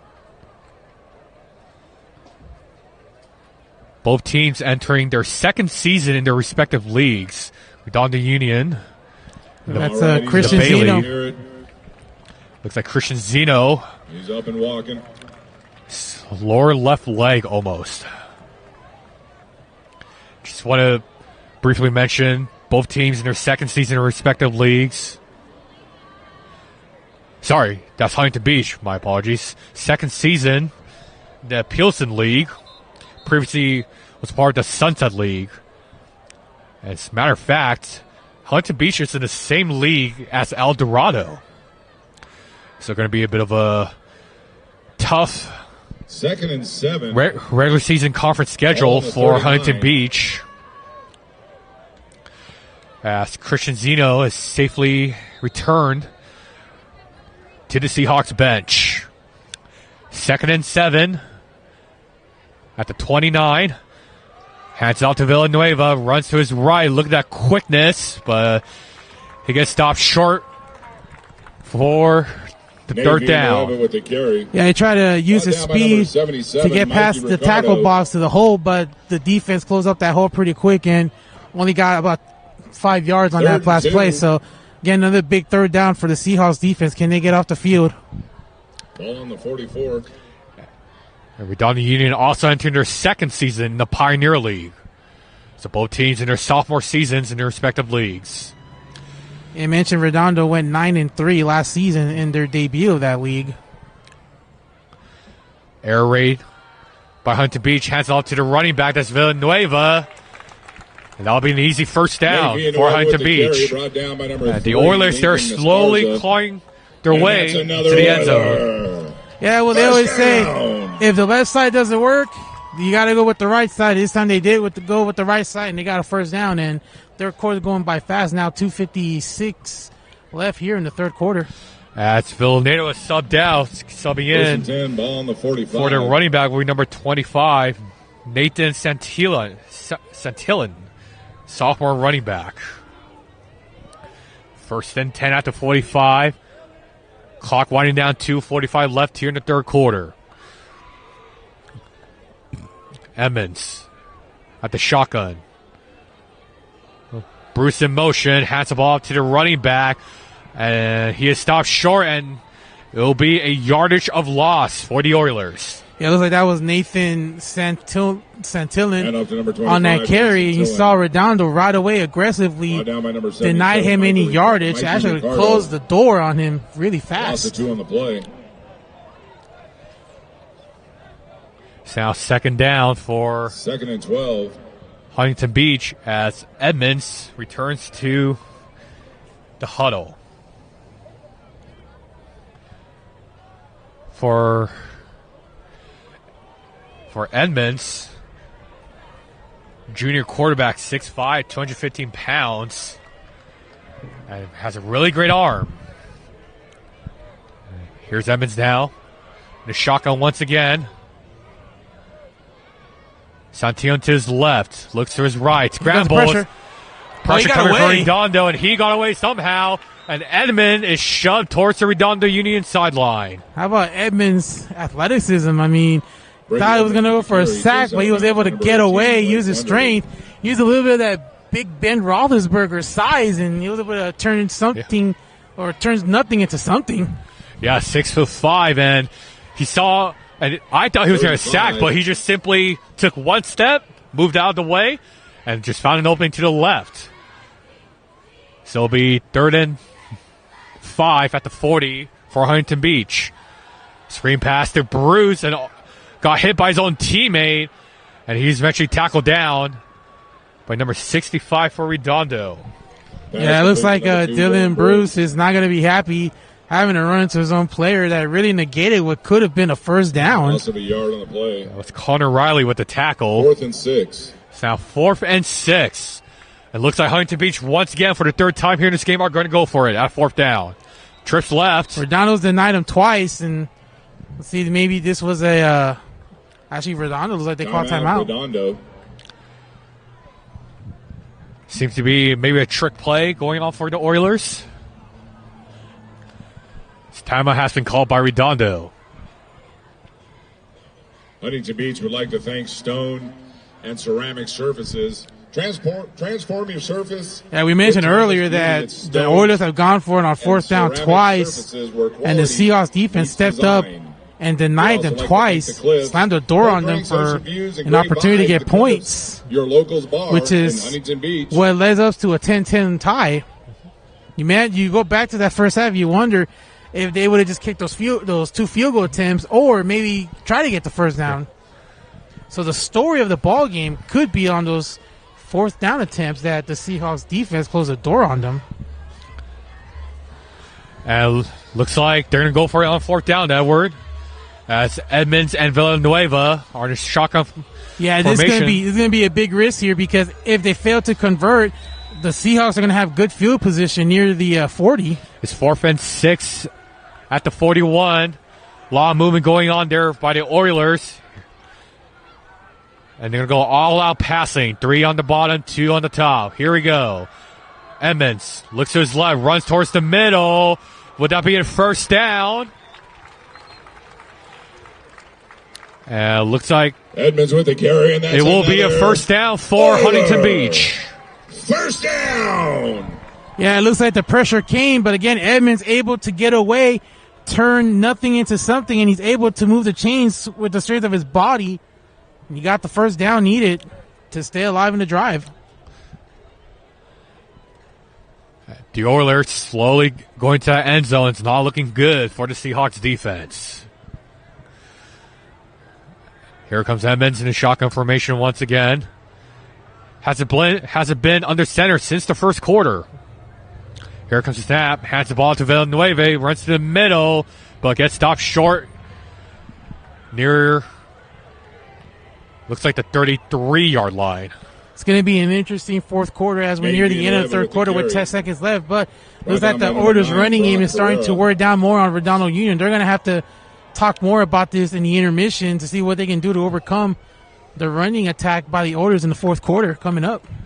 As we enter the last quarter of this game, That's the end of the 3rd Huntington quarter. Beach 10, Redondo Union 10. Of course, both sides playing really well defensively.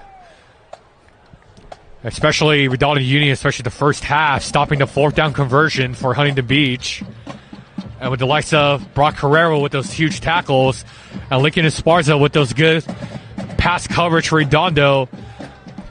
And Edward, looks like we're going to have a really close game here tonight. Yeah, I think for the way it looks like, it's going to be, the question would be, what defense is going to finish strong and how much gas do they have left in these final 12 minutes, because both defenses have played very well here. Even though we saw some fireworks on offense, this is still a 10-10 game. And Redondo Union kept the Oilers from scoring in that 3rd quarter, so that's a big positive for them. as we talked about it when we came back from the halftime, they want to keep this game close in the fourth quarter to try to win it. Now they did that. They did their job. So now it's time to see if they're able to take advantage and maybe come away with a win to get their first win of the season here.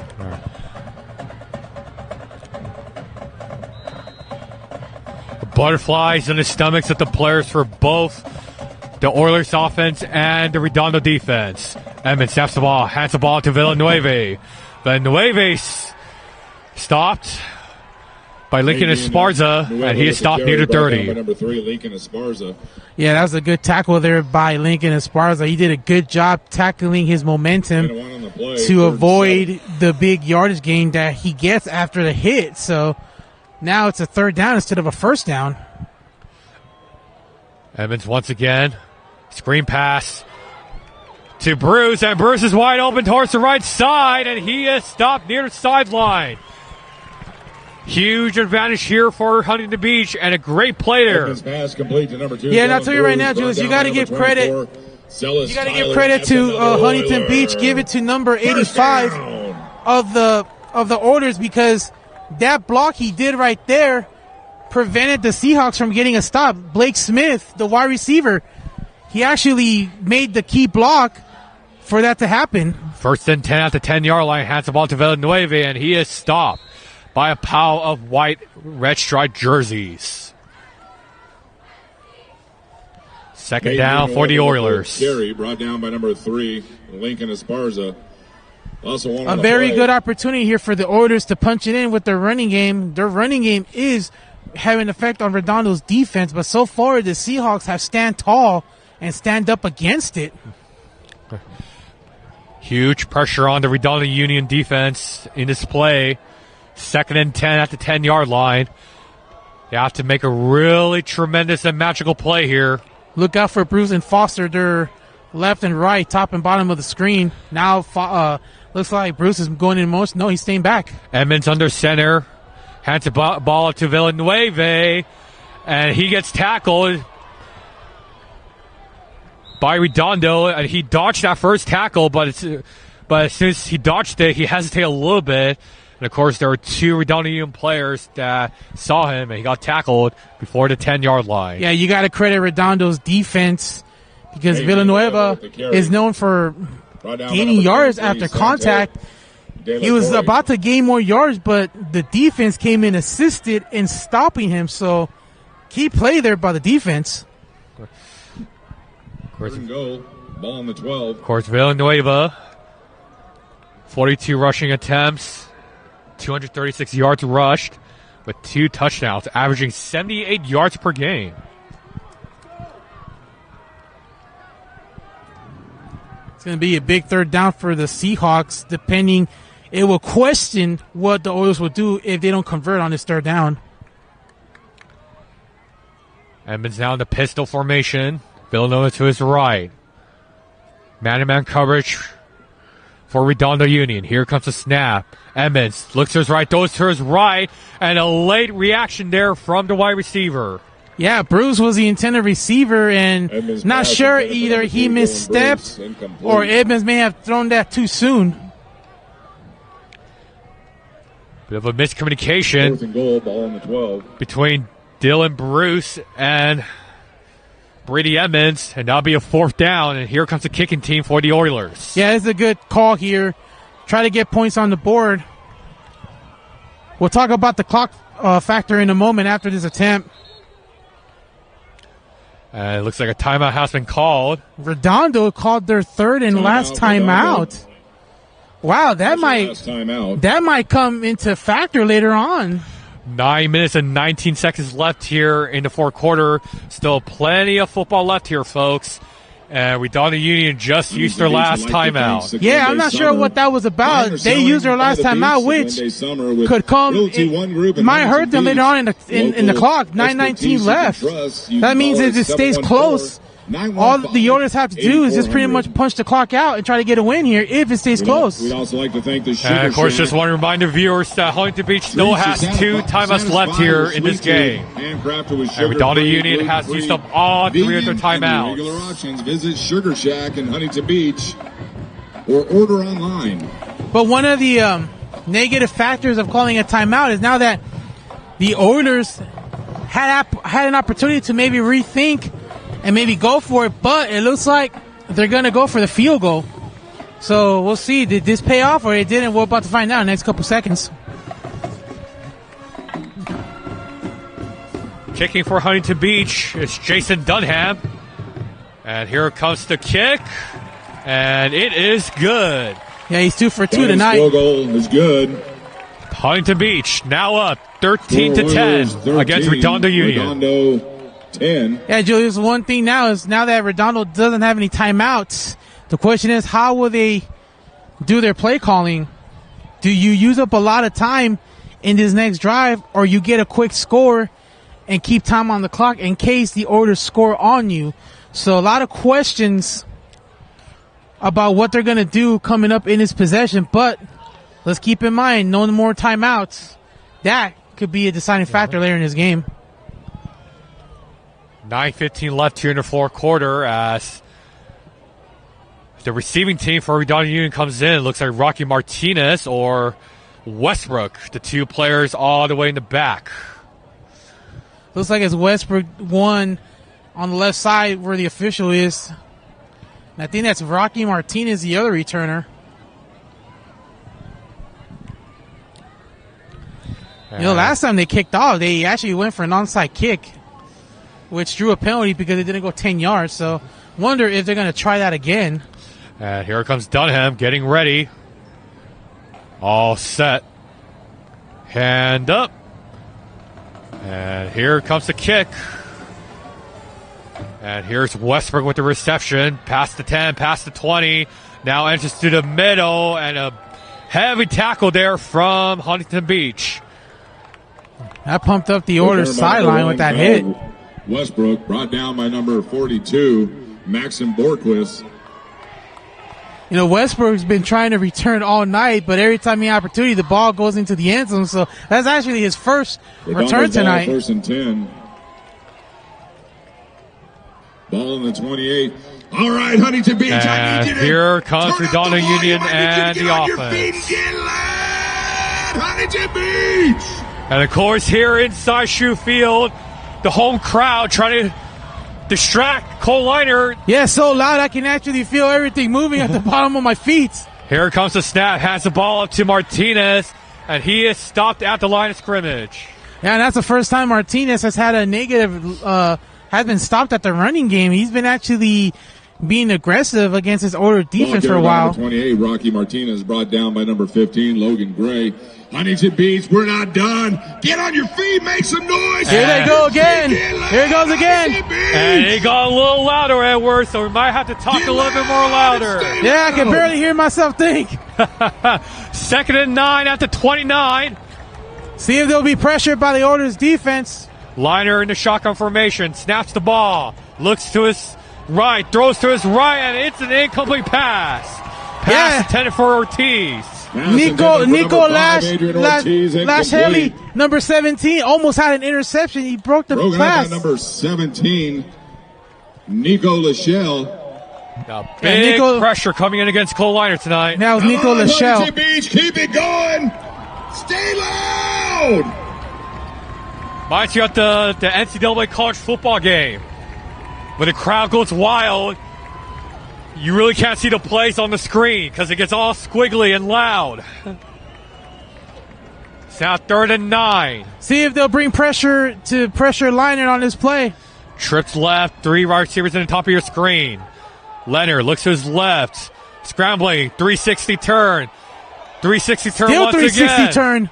Liner, all the time in the world. What's he going to do? What are you going to do, Cole? He's still on his feet. Liner still on his feet. Cole throws to an open player. How about that? Caught by Rocky Martinez.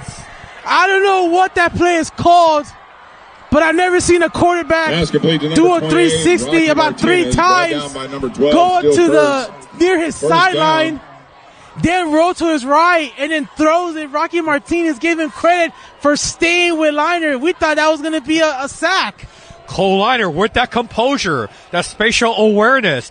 He keeps looking to his left, trying to find Lincoln Esparza or Ortiz. But, of course, after he spun around 2 times, He saw Rocky Martinez open near the 50-yard line, so that's a huge gain for Redondo.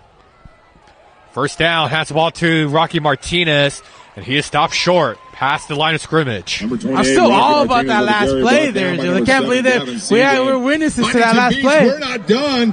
You need to get loud and stay loud. And it is getting louder here in Huntington Beach once again. Yeah, they're getting loud here again. Trying to get that momentum back to the Oilers side.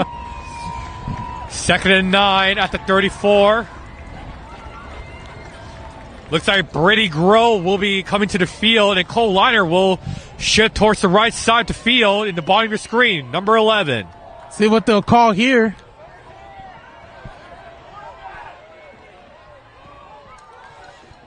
Here we go. Snaps the ball. Groh. Going for Liner. Looking for Liner. Liner almost gets there, but it's an incomplete pass, and we have a flag on play. Drew the contact. That's going to give the Seahawks... Oh, actually, no, never mind. Ineligible man downfield, so never mind. Man downfield. What an opportunity for Redondo Union. I mean, that was Cole Liner in a 1-on-1 at the bottom of your screen, and he was got a little closer. And I thought that contact drew the penalty, but there is a ineligible man downfield, so now it's going to back them up 5 yards. I mean, what? That would have been the Seahawks special right there. Actually, the special what Liner did 2 plays ago felt like I was playing Madden or the NCAA game that came out. Get loud, stay loud. Now 2nd and 9 at the 24. Liner now in the shotgun. Keep it going. Rocky Martinez to his right. Trips left. Crowd is loud again. I can actually hear them. Adrian Ortiz, the sole receiver in the bottom of your screen. Liner snaps the ball, looks to Ortiz. Ortiz with a slight catch. And that's a terrific catch there from Ortiz. How much confidence? How much confidence does Cole Liner have in Adrian Ortiz? He threw that into triple coverage, and again, good job by Ortiz by making a catch. And Ortiz, I thought he was going to run the slam, but he just jumped, caught the ball, and a great first down for Redondo Union. Yeah, big play there for Ortiz, and he kept the chains moving in another first down. Here goes Redondo Union once again, 6 players on the offensive line. Ortiz is in the bottom of your screen, number 5, the sole receiver. Ball is snapped, hands off to Rocky Martinez. Martinez powering through. But would that be enough for a first down as he is stopped at the 10-yard line? Good job by Rocky Martinez being patient out there, waiting for his blockers to open up the hole for him. He saw the opportunities. He went past his blockers, and it looks like he has enough for a first down. Move the chains. Clock winding down, 6 minutes and 10 seconds left here in this game. Redondo Union 1st and 10 on the 12. Desperate to score another touchdown. Yeah, we're coming up on 6 minutes, Julius. So, again, there's no timeouts left on Redondo. The question is, how long can they keep this clock? Can they continue to drain this clock? Cole Liner shotgun, Rocky Martinez to his right. Snaps the ball. Hands the ball to Martinez. Martinez runs. And he is stopped by 3 Oilers on the play. That was a good job by Rocky Martinez to hold on to the ball. Right after Cole Liner handed off to Martinez, you saw 2 Oilers coming right at him, and he barely missed those 2 defenders. But again, Julius, field goal will tie it here. A touchdown will put them ahead this late in the 4th, and we're coming up almost on 5 minutes to go. 2nd and 7 on the 10. Redondo Union going with the same formation, trips left. Ortiz in the bottom of your screen, the sole receiver. Rocky Martinez now to the left of Liner. Here comes the snap. Liner looks to his right for Ortiz, and it seems to be a contact there, and a flag has been thrown. Yeah, there was nobody there in the end zone, but Ortiz got held up by his defender. Looks like that penalty is going to be on Max Hopkins, number 14. He actually made contact with Ortiz, and Ortiz fell right before that pass was made. So they're going to give the ball in a good position for the Seahawks to possibly punch it in. It's now 5 yards away from the side to the goal line. Sorry, to the end zone. 2nd and goal. Getting my Ball on works the mixed 5. up. 4:56 left in this clock, and keep in mind the clock may be a factor. Keep in mind the Seahawks don't have any timeouts left. The Oilers do have 2. 2nd and goal for the Seahawks. Trips left.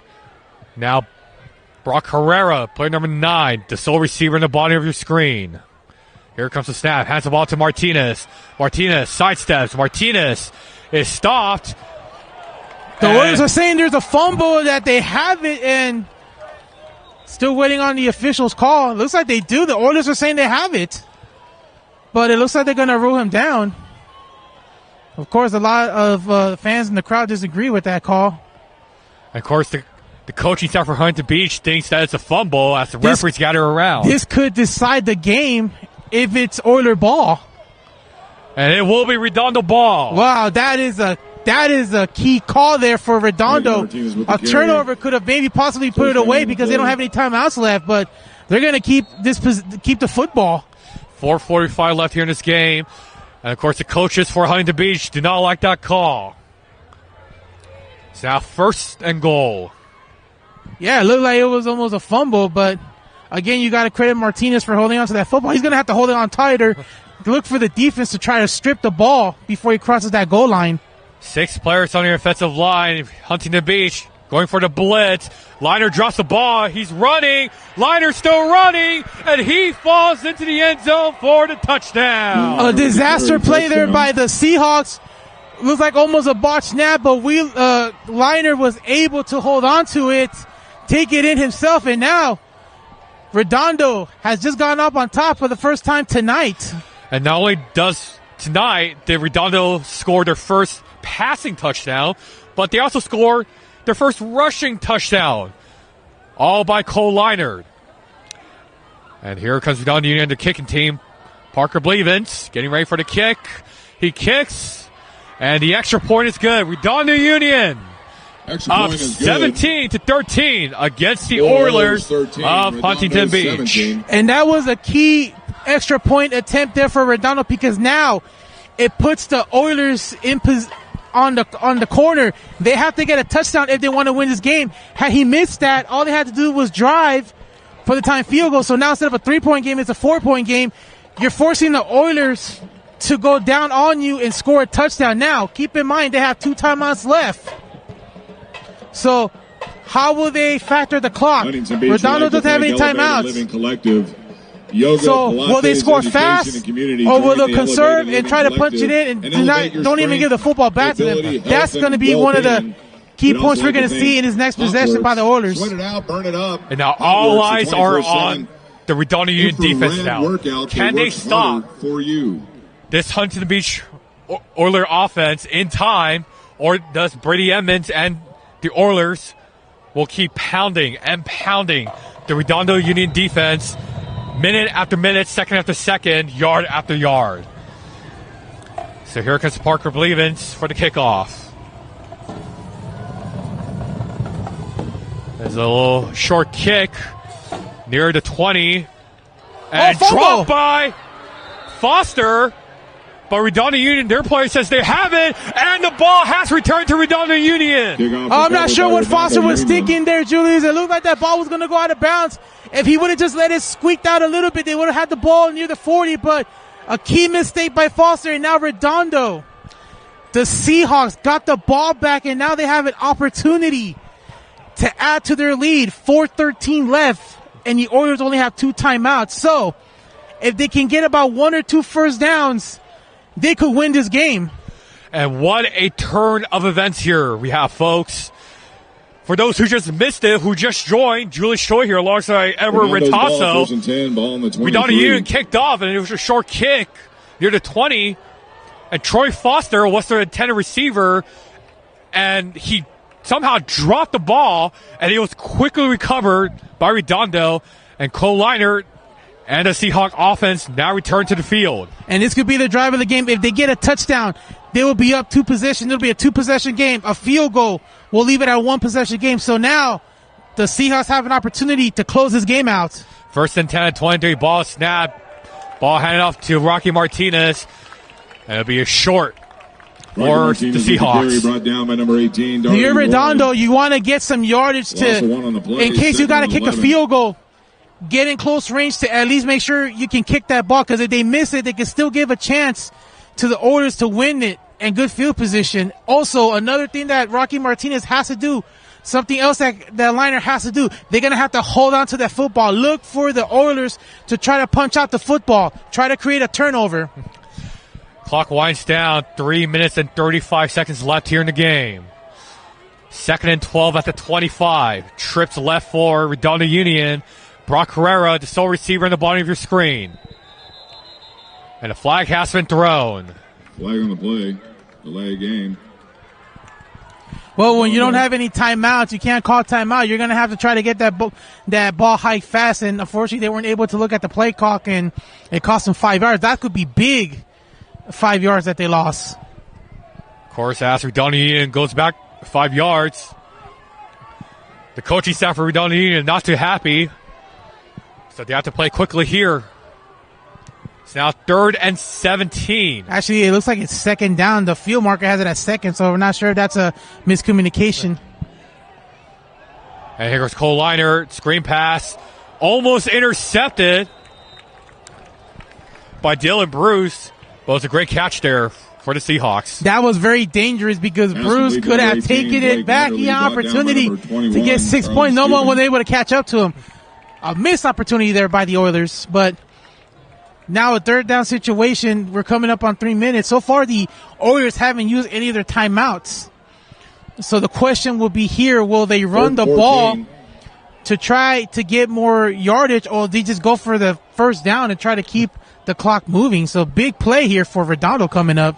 It's now 3rd and 14 on the 27. Rocky Martinez still in the game. Leonard looks to his left, throws to his left. Seems to be contact there between Esparza and Bruce, but it'll be an incomplete pass. Looks like there was some contact there with Esparza and defender. Esparza looking for a penalty mark. He's not going to get it. So now here's a very questionable call here. Would you kick a field goal, or would you go for it? Keep in mind, no matter what, they'll get good field position if they miss it or they don't convert. And here comes the kicking team for Redondo Union. Parker Blavins on the field now. And keep in mind, Julius, this could put them up by 7, meaning the Oilers can just drive down for the tie. If they miss it, it gives Huntington Beach an opportunity for the win. So there's a big kick. Here comes the kick from Blavins. And it is short, recovered by Huntington Beach. And here he goes. Past the 20, past the 30, and a whistle has been blown. And there's a stoppage in play. Yeah, I'm not sure about what happened there, but looks like they're not able to return it on a field goal attempt. No good. But the Oilers did their job, Julius. They kept them out of the field and an opportunity to score points. That delay of game penalty really hurt Redondo because that field goal attempt was longer than what it should have been. So that's a very costly 5 yards they lost. They were not able to recover it. Now we're in a situation where the Oilers can actually use up the time and try to win this game. They only need a touchdown. A field goal won't do good. So maybe those timeouts burned may have backfired on Redondo, but we'll see if this defense has stepped up well tonight. They have an opportunity to step up and close this game. First half for Brady Emmons and the Orly offense. Let's see what they have in store here. Here comes the snap. Looks to his left, throws to his left. And a great catch there by Kurtz. Edmonds pass complete to number 12, Still Kurtz, brought down by number 3, Lincoln. And it will be an easy first down for Huntington Beach. Yeah, it looks like Kurtz didn't want to get out of bounds, but he did, and it stopped the clock. Actually, the clock is moving. No huddle offense here by the Oilers. And Villanueva gets caught, and it'll be a loss of yardage. I wasn't sure about that last call. I'm not sure if this is the best time to run the ball. You have to go 70 yards to win this game, and I'm not sure if that was the right call, but in the event, they're going with a no huddle. And 2 minutes now has gone by. Clock still winding down. Minute 55 left. Edmonds looks to his right. Pressure coming in. Almost runs to his own player, and he dodged the sack, and he runs out of bounds. Good job there by Emmons. He avoids the big yard loss, and the clock actually now stopped with 1:47, so that was a good call for him to get out of bounds. Don't want to take a sack and then having to use one of your 2 timeouts left.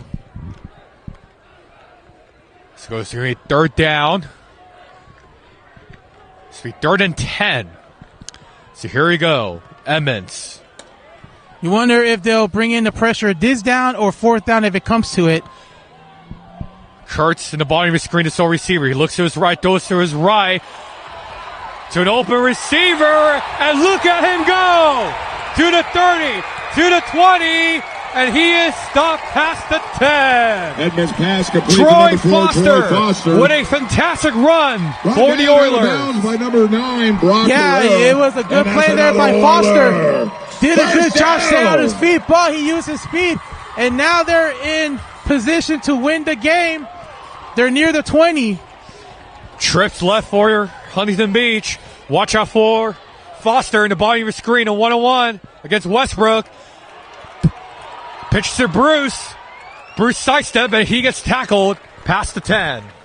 So the clock is ticking, still about a minute or so counting. Down by number 23, You wonder if Santi De La Torre. Redondo should just let them score right away to preserve time, or Second try and to third. use their defense to stop it up, because they don't have any timeouts left. Here we go. Clock winds down. Minute 12 left here in the game. Emmons snaps. Hands the ball to Villanueva. Villanueva swings to his left. Villanueva cuts through the middle. Villanueva powers through, but he gets stopped short behind the end zone. Yeah, Maybe Villanueva with the Villanueva carry. almost went into the end zone, but he got stopped at the 1 yard line. So now a very, very big opportunity for the Oilers to melt this clock and then get into the end zone. 53 seconds left here in the game. It's like there's a timeout on the field.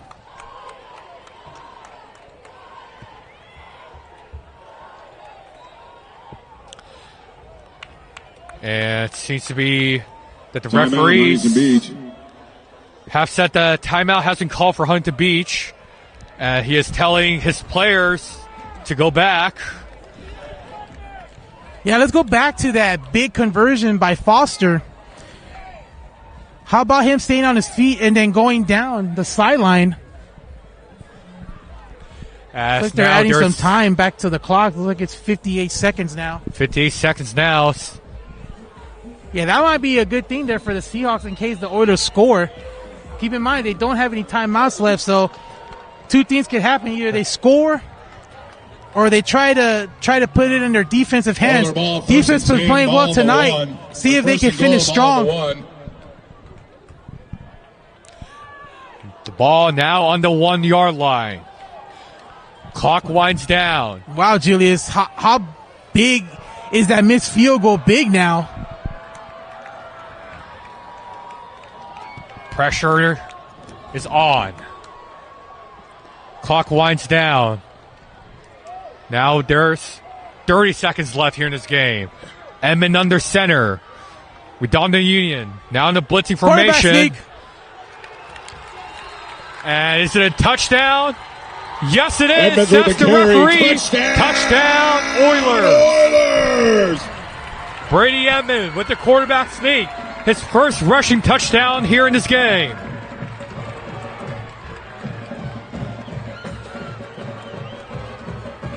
And there seems to be One of the an injured coaches- player. One of the coaches of the Seahawks is on the field, and he's not happy for it. He's talking to the officials there. Not sure what that's about, but he looks very unhappy right now. Head coach Keith Ellison talking to one of the line judges. Yeah, it seems to be some sort of a disagreement, an argument about something, but it's like the official's trying to explain it to him, but still having questions.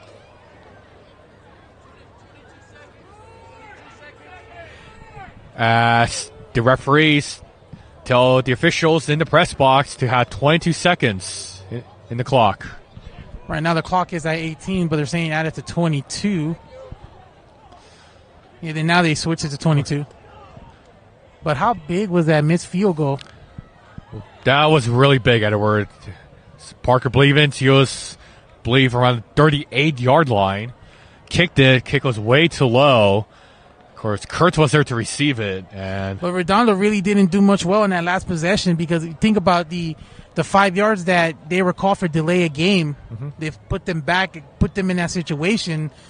But that's because you don't have any timeouts left. So it looks like using those timeouts up really quickly has really hurt Redondo in these last few minutes. And especially, just want to talk about the Redondo previous drive.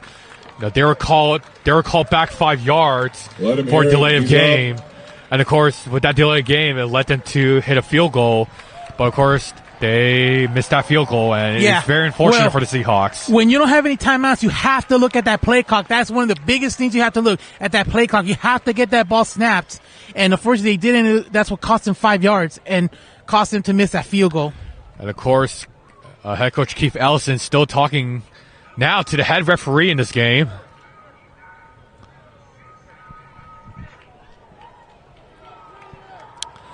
Of course, Ellison not locking. Probably he's arguing about that penalty call from earlier. And looks like all has been resolved. Either that or his case was dismissed because he looks like he was trying to prove a case about something, but the headline official did not really much go and ruin his favor. So whatever situations or whatever problems he had, looks like it was not resolved. And here comes the extra point attempt for Dunham. And no, it's a bit of a late snap there as flags hasn't been thrown. Delay a game. Called against Huntington Beach. I was going to back them up 5 yards. Huntington Beach. Now, if they miss this extra point, let's play what ifs. If they miss an extra point, that would be a 2-point lead, which means that Redondo could possibly try to get in field goal range and kick a field goal to win this game. It all depends if the extra points miss. They back them up 5 yards, so let's see if they're still able to convert. Now at the 15-yard line, Dunham getting ready now. Here comes the kick. It is blocked by Redondo. How about that? We called it right. Extra point is blocked. Now the Oilers are up 19-17. It's a 2-point game. Oilers 19. 20 looks like 17. 22 seconds left on the clock. So it's gonna right now. Here's a couple of these that's gonna determine this. Question is where the ball will be placed. If they can get a good return, there's gonna be pressure because now without any timeouts, you can't use the middle of the field. You're going to have to use the sidelines. If somehow you use the middle of the field, you're going to have to get up there fast and spike that ball to preserve time. But you have to also be careful because an infraction on offense could basically run out the clock. So there's a lot of scenarios in these final 22 seconds. If they can get somehow closer to the kicking range, they can still kick a field goal. So that missed extra point is really big because now Redondo does have an opportunity to win his game. And again, we've seen a lot of things happen tonight here. A lot of emotions, a lot of surprises, a lot of heartbreaking moments, exciting moments, and all leads to this. And also, if you're co-liner, you cannot hold on to that ball long. You cannot take a sack. If you feel the pressure, just throw it away. You cannot hold on to the ball with not that much time on the clock. Rocky Martinez and Westbrook in the backfield. Here comes the kick. It's a long kick. Westbrook with the reception. He dropped it, but he immediately picked it up. And here he is running into some traffic. And he is wide open towards the right side. Dodged the tackle. And he gets tackled after near the 25-yard line. Return by number 1, Kyle Westbrook. Now there's 13 seconds left here in this game. Redondo's ball, 1st and 10.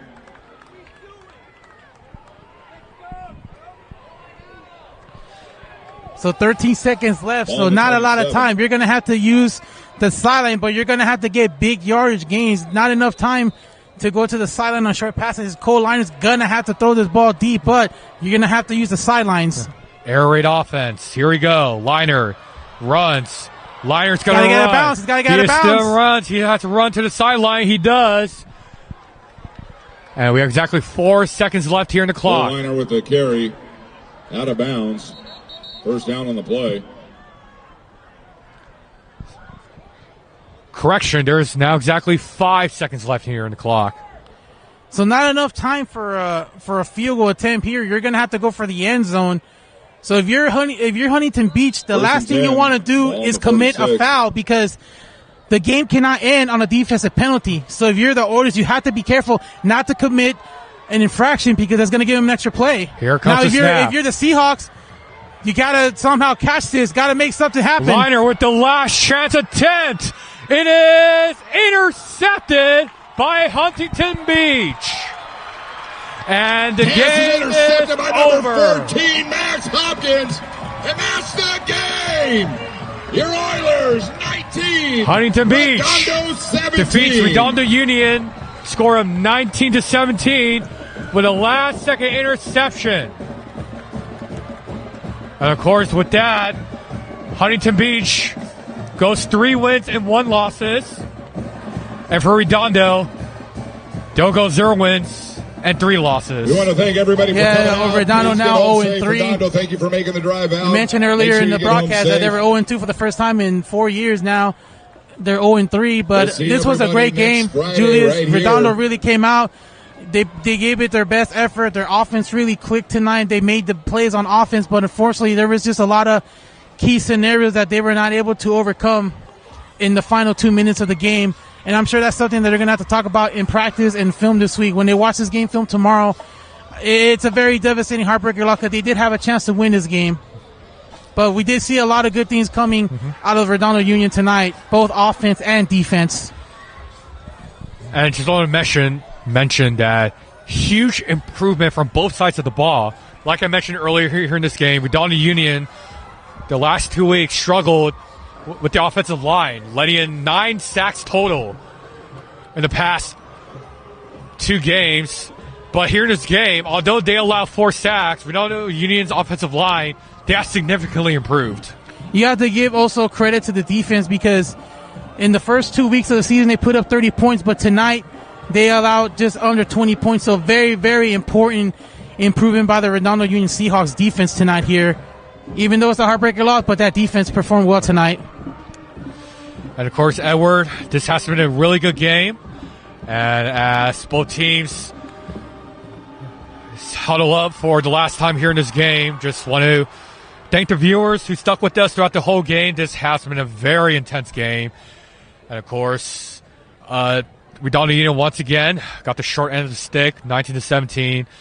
And this has been a feature presentation of Redondo Sports. And, of course, next week we'll be back as Redondo Union takes on, I believe, Orange High School at home at the Seahawk Bowl. Can't wait for that game. And, Edward, just want to say it's been an honor calling this game with you. Just want to give a shout out to Mason, our producer, Alistair, our cameraman, and this is Julius Choi signing off from Shoe Field here in Huntington Beach.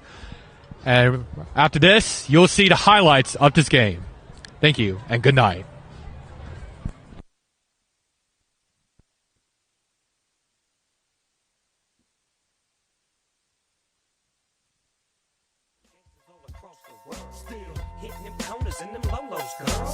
Taking my time to perfect the beat, and I still got love for the streets. It's the D.R.E. I'm representing for the gangsters all across the world. Still hitting them corners in them lolos, girl. Still taking my time to perfect the beat, and I still got love for the streets. It's the D.R.E. Since the last time you heard from me, I lost some friends. Well, hell, me and Snoop, we dipping again. Kept my ear to the streets, signed Eminem. He's triple platinum, doing 50 a week. Still, I stay close to the heat, and even when I was close to defeat, I rose to my feet. My life's like a soundtrack, I wrote to the beat. Street rap like Cali weed, I smoke till I'm sleep.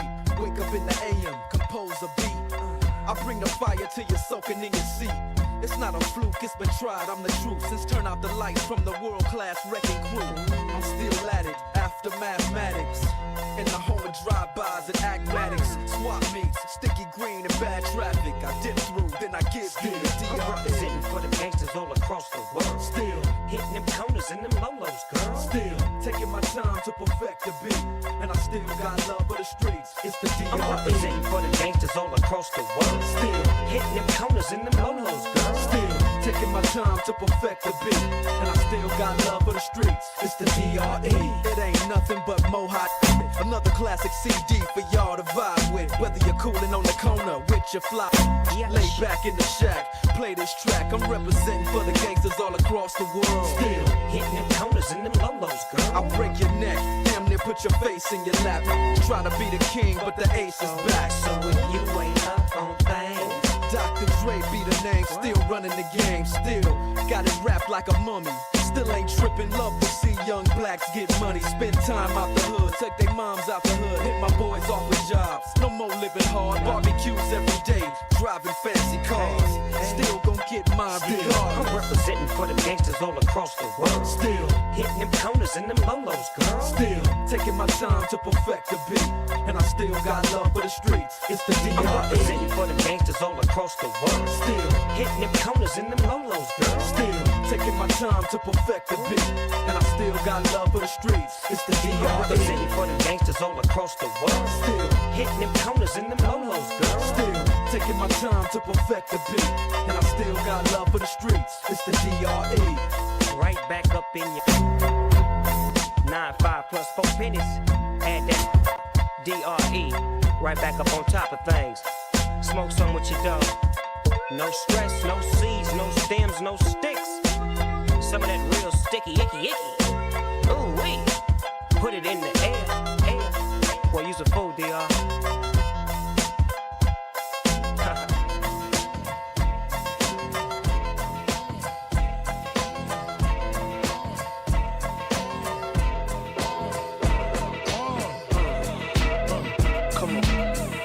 Sicker than your average. Papa twist cabbage off instinct. Niggas don't think kids think pink gators. My Detroit players. Tim's for my hooligans in Brooklyn.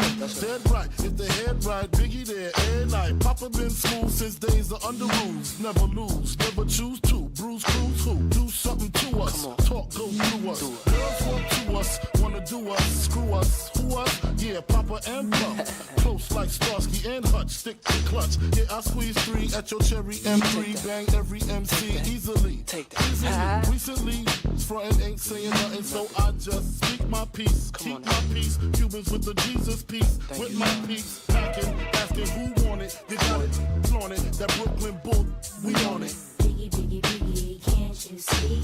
Sometimes your words just hypnotize me. And I just love your flashy ways. Guess that's why they're broken, you're so fake. Biggie, biggie, biggie, can't you see? Sometimes your words just hypnotize me. And I just love your flashy ways. Guess that's why they're broken, you're so fake. I put the NY onto DKNY. Miami, DC, prefer Versace. That's right. All Philly, war, know it's Moschino. Every cutie with the booty, boy, the coochie. Now who's the real dookie? Meaning who's really this Rod, it's Frank White push the 6 or the Lexus LX 4.5. Bulletproof glass tips if I want some. Gon' blast squeeze first, ask questions last. That's how most of these so-called gangsters pass. At last. Rapping about blunts and broads, is them bras, menage a trois, sex and expensive cars, and still leave you on the pavement. Condo paid for, no car payment. At my arraignment, note for the plaintiff. Your daughter's tied up in the Brooklyn basement. Face it, not guilty. That's how I stay true. Richer than richer, so you just come and get me. Come on. Biggie, biggie, biggie, can't you see? Sometimes your words just hypnotize me. And I just love your flashy ways. Guess that's why they're broken, you're so fake. Biggie, biggie, biggie, can't you see? Sometimes your words just hypnotize me. And I just love your flashy ways. Guess that's why they're broken, you're so fake. I can fill you with real millionaire shit. That's cargo, my cargo. 160, swiftly. Wreck it by your new one. Your crew run. Your crew run. I know you sick of this lame brand with flows, girl, stay heat. Sweet like licorice. So get with this. It's easy. Girlfriend, here's a pin. Call me round 10, come through, have sex on rubs, that's Persian. Come up to your job, hit you while you're working, for certain. Papa freaking, not speaking, leave that ass leaking like rapper demo. Tell them, take their clothes off slowly. Kill them with the force like Kobe. It's black like Kobe, watch me roam like Romy. Lucky they don't owe me, where to say, show me, homie. Biggie, biggie, can't you see? Sometimes your words just hypnotize me. And I just love your flashy ways. Guess that's why they're broken, you're so fake. Biggie, biggie, biggie, can't you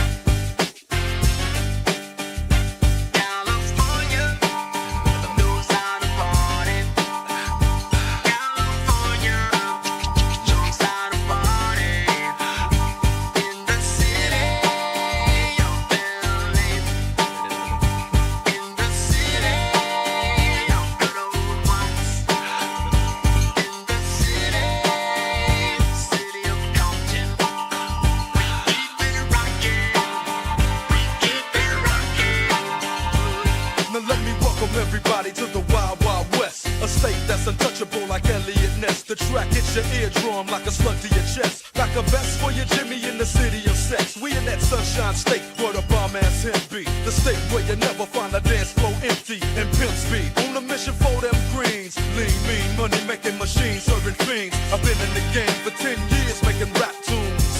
Ever since Honeys was wearing Sassoon, now it's 95 and they clock me and watch me diamond shining, looking like a Rob Liberace. It's all good from Diego to the Bay. Your city is the bomb if your city making pay. Throw up a finger if you feel the same way. Straight putting it down for California, yeah.